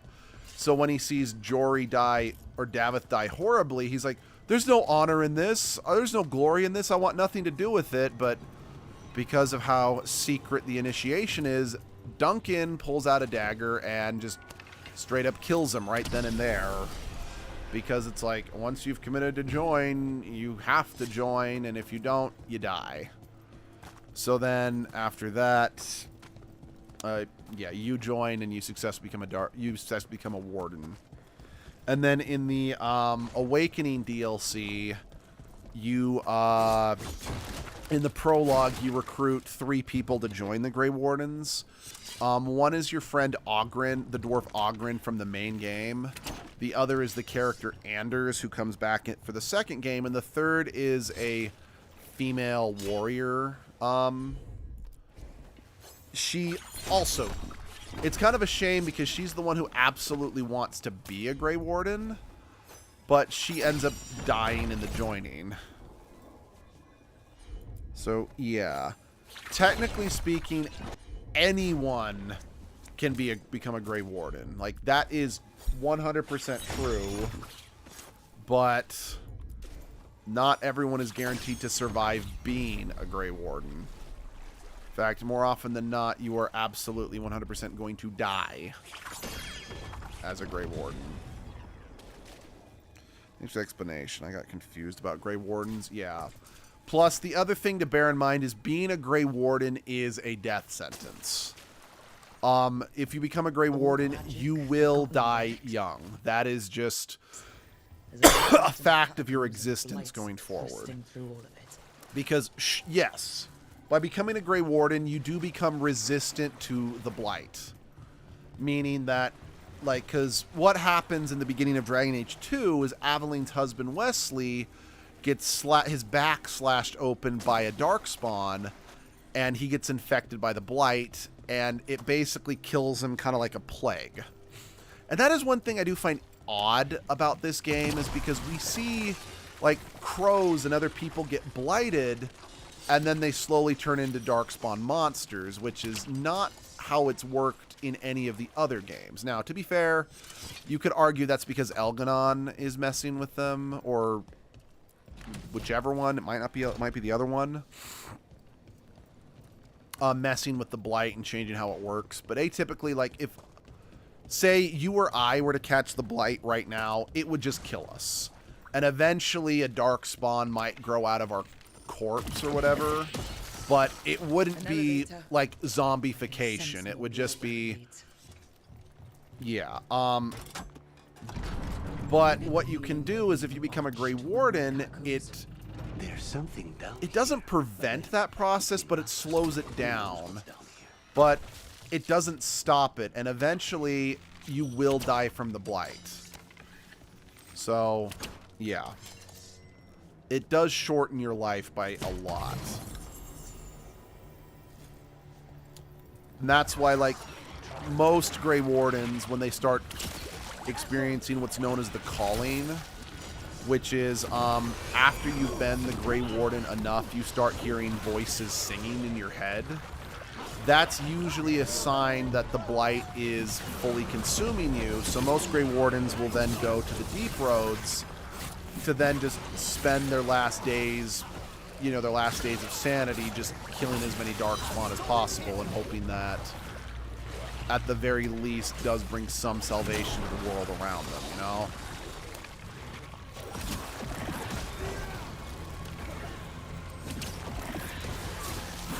Now, that being said, while normally being a Grey Warden is like a lifelong commitment, there is one instance of a Grey Warden who actually was cured of being a Grey Warden.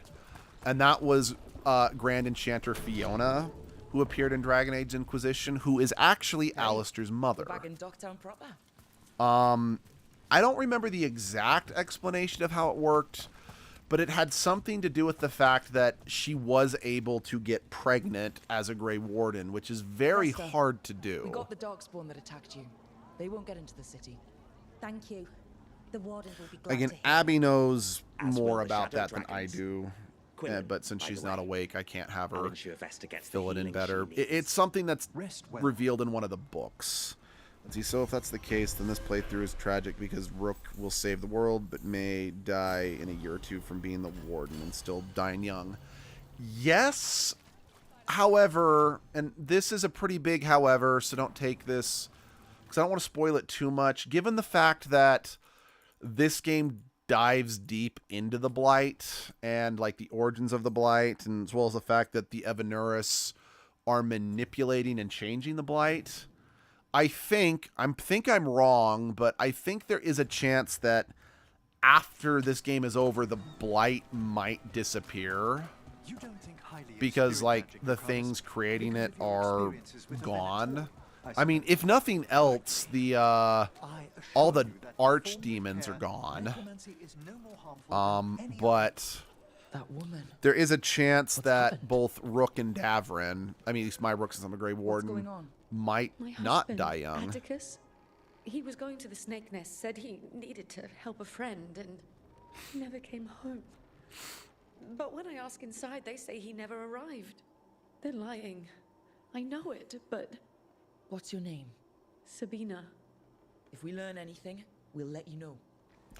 I would like for the bite to vanish. Rook deserves a So long, happy Snake life after all this Nest. horse shit. I agree. I have heard of the place. A dive, but not the worst of them. It's worth checking out.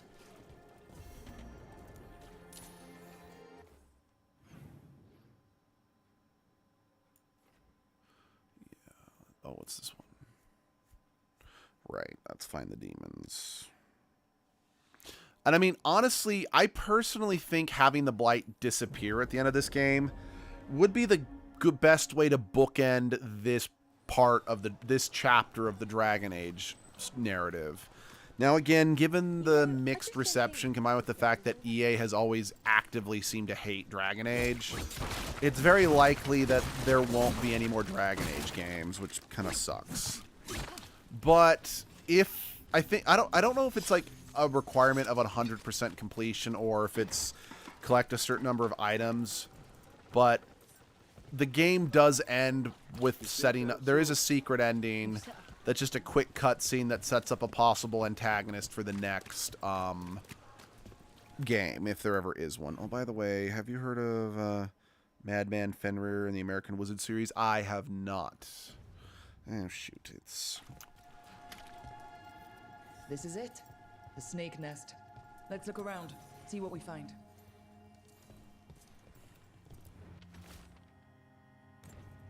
This Linus. He must own the snake nest. And he knows Atticus. Someone burned documents, but they are too charred to read.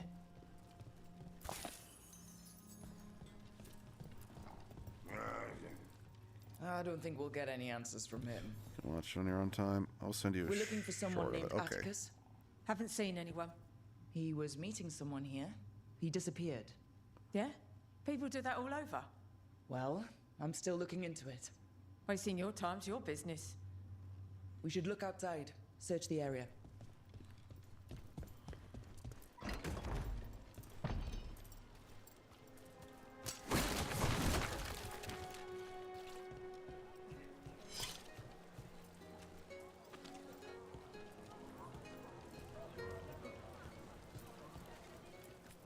How about a painting? A portrait? How about Interested in something that glitters? steroids? I like steroids.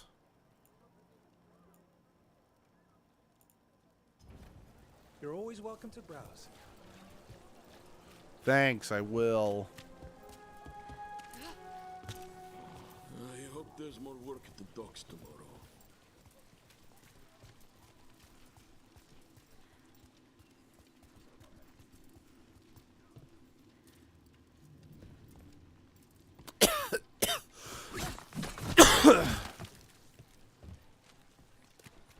What happened here?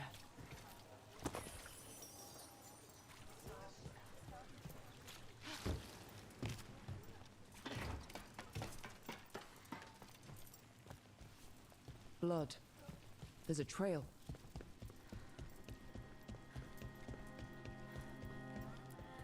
A blood-stained shirt.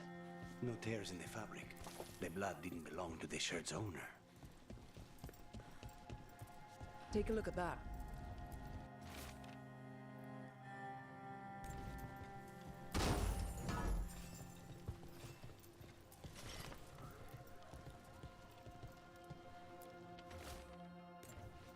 A sick kid.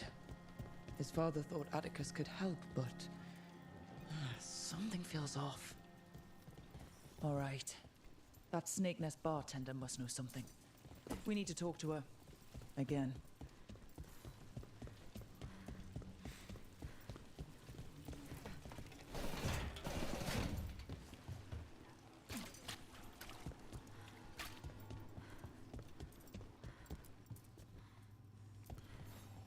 Alright, spill the coffee. A man named Atticus came to the snake nest. We know he was headed here. That your boss, Linus, knows him. We've been to Linus's home. All right. It's the boss. He's been acting weird since the kid got sick. Urgent meetings, always checking the storage. But you're friends with Nev Gallus, aren't you? Maybe you can do something. I can let you into the storage. It's across the road. Sure.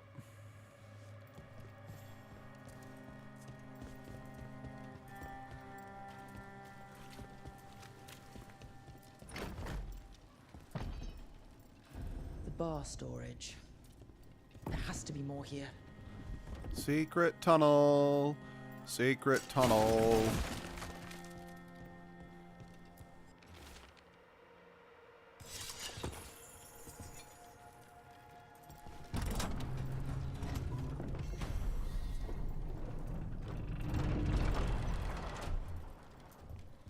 Well, this isn't ominous at all. Thank you, elevator, for waiting until into the wizard contents and into wizard content that I can cast random silly spells. All this under the bar's storage? No matter. We must press farther.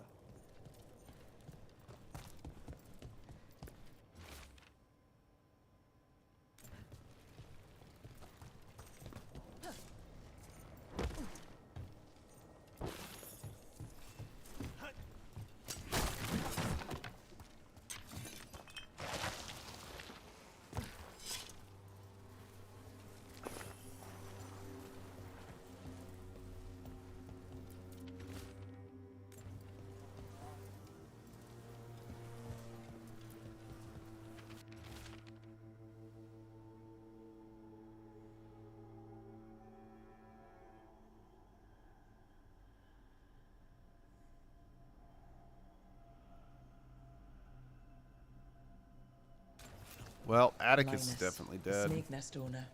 He made a pact with a demon to save his kid. But the price, it was too high. Did the demon want blood? Or to feed off the man's desire and American wizard desperation? spells or military There's a and political key. spells. We should see what else is here. Oh, that does sound interesting.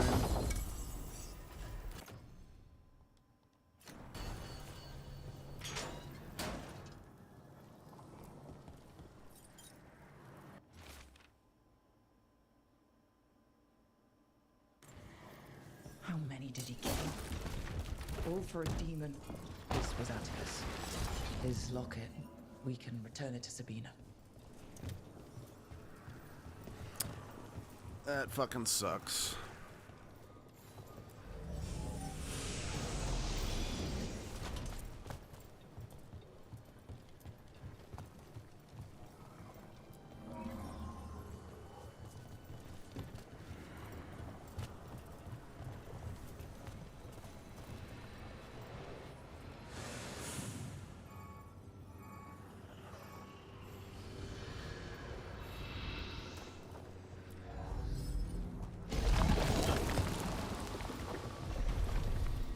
There.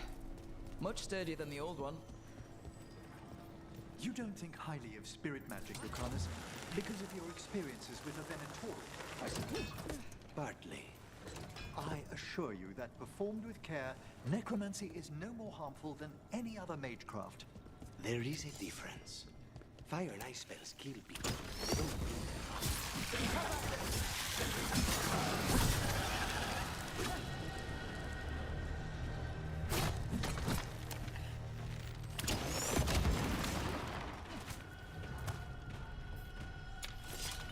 As we Right, were but I saying, understand his pure I desperation. assure you that performed with care, Any necromancy wicked is creature no would more happily harmful take than advantage of any grief other and magecraft. desperation. Absolutely. Fire and ice spells kill people. They don't bring them back again. What's so objectionable about a simple reanimation? It's a waste of hard work. You know, that's actually fair. Looking, you know, again, Lucanus is an assassin. His existence is to kill people, for better or for worse. So that's actually a really funny way of having an objection to necromancy.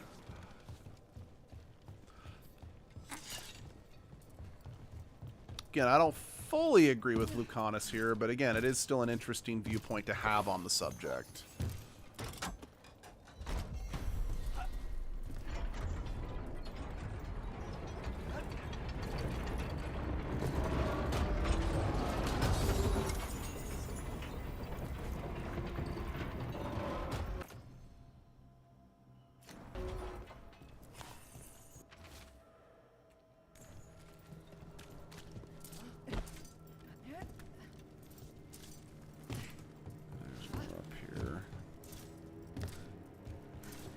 Gonna lie, just this setup with this room, you know, climbing up, it very much reminds me of a specific like puzzle from the first Soul Reaver game, which yeah, I played somewhat recently because I bought the remaster of it, and man, I was so looking forward to that remaster because Soul Reaver was a game I had always been very curious about and then just never played. Sorry, mate, I gotta tap out for the day. Check you next time. That's fine. I'm gonna need to quit soon anyway. By the way, just before you go, I'm gonna do another stream later today because Abby has work. So, yeah, maybe I'll see you then. But yeah, once I'm done with this quest, I'm calling it a day. I mean, realistically, I probably should have already called it a day, but yeah, see you next time.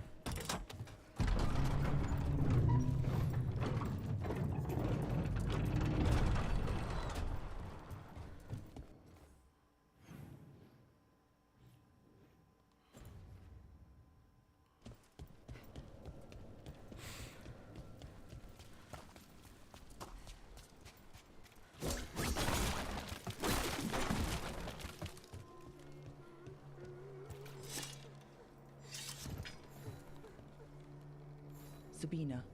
You're back. But Atticus. The man who took Atticus's life, he thought it would save his child, but it wasn't right. Atticus. If there's anything you need, I have friends here in Minrathous who can help. I don't know. I need time and to put his name on the wall of light. Thank you. At least for letting me know. Dogtown's desperate are being targeted, then falling victim to demons. The Snake Nest owner, the people Compassion found, what if it's all the work of the same demon? If we keep up the work in Dogtown, maybe we'll find more.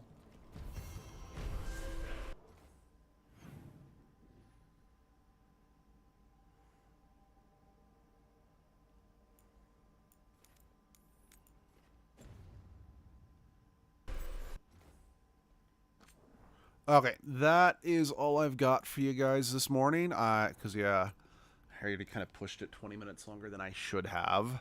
But, yeah, I do plan on doing another stream later today. It's probably going to be another Edgelord stream. Partially because I'm kind of hoping to actually beat Pokemon Legends ZA this weekend. And then hopefully maybe start Fallout New Vegas. But, yeah, I'm not sure when, but I'll see you guys then. Bye-bye.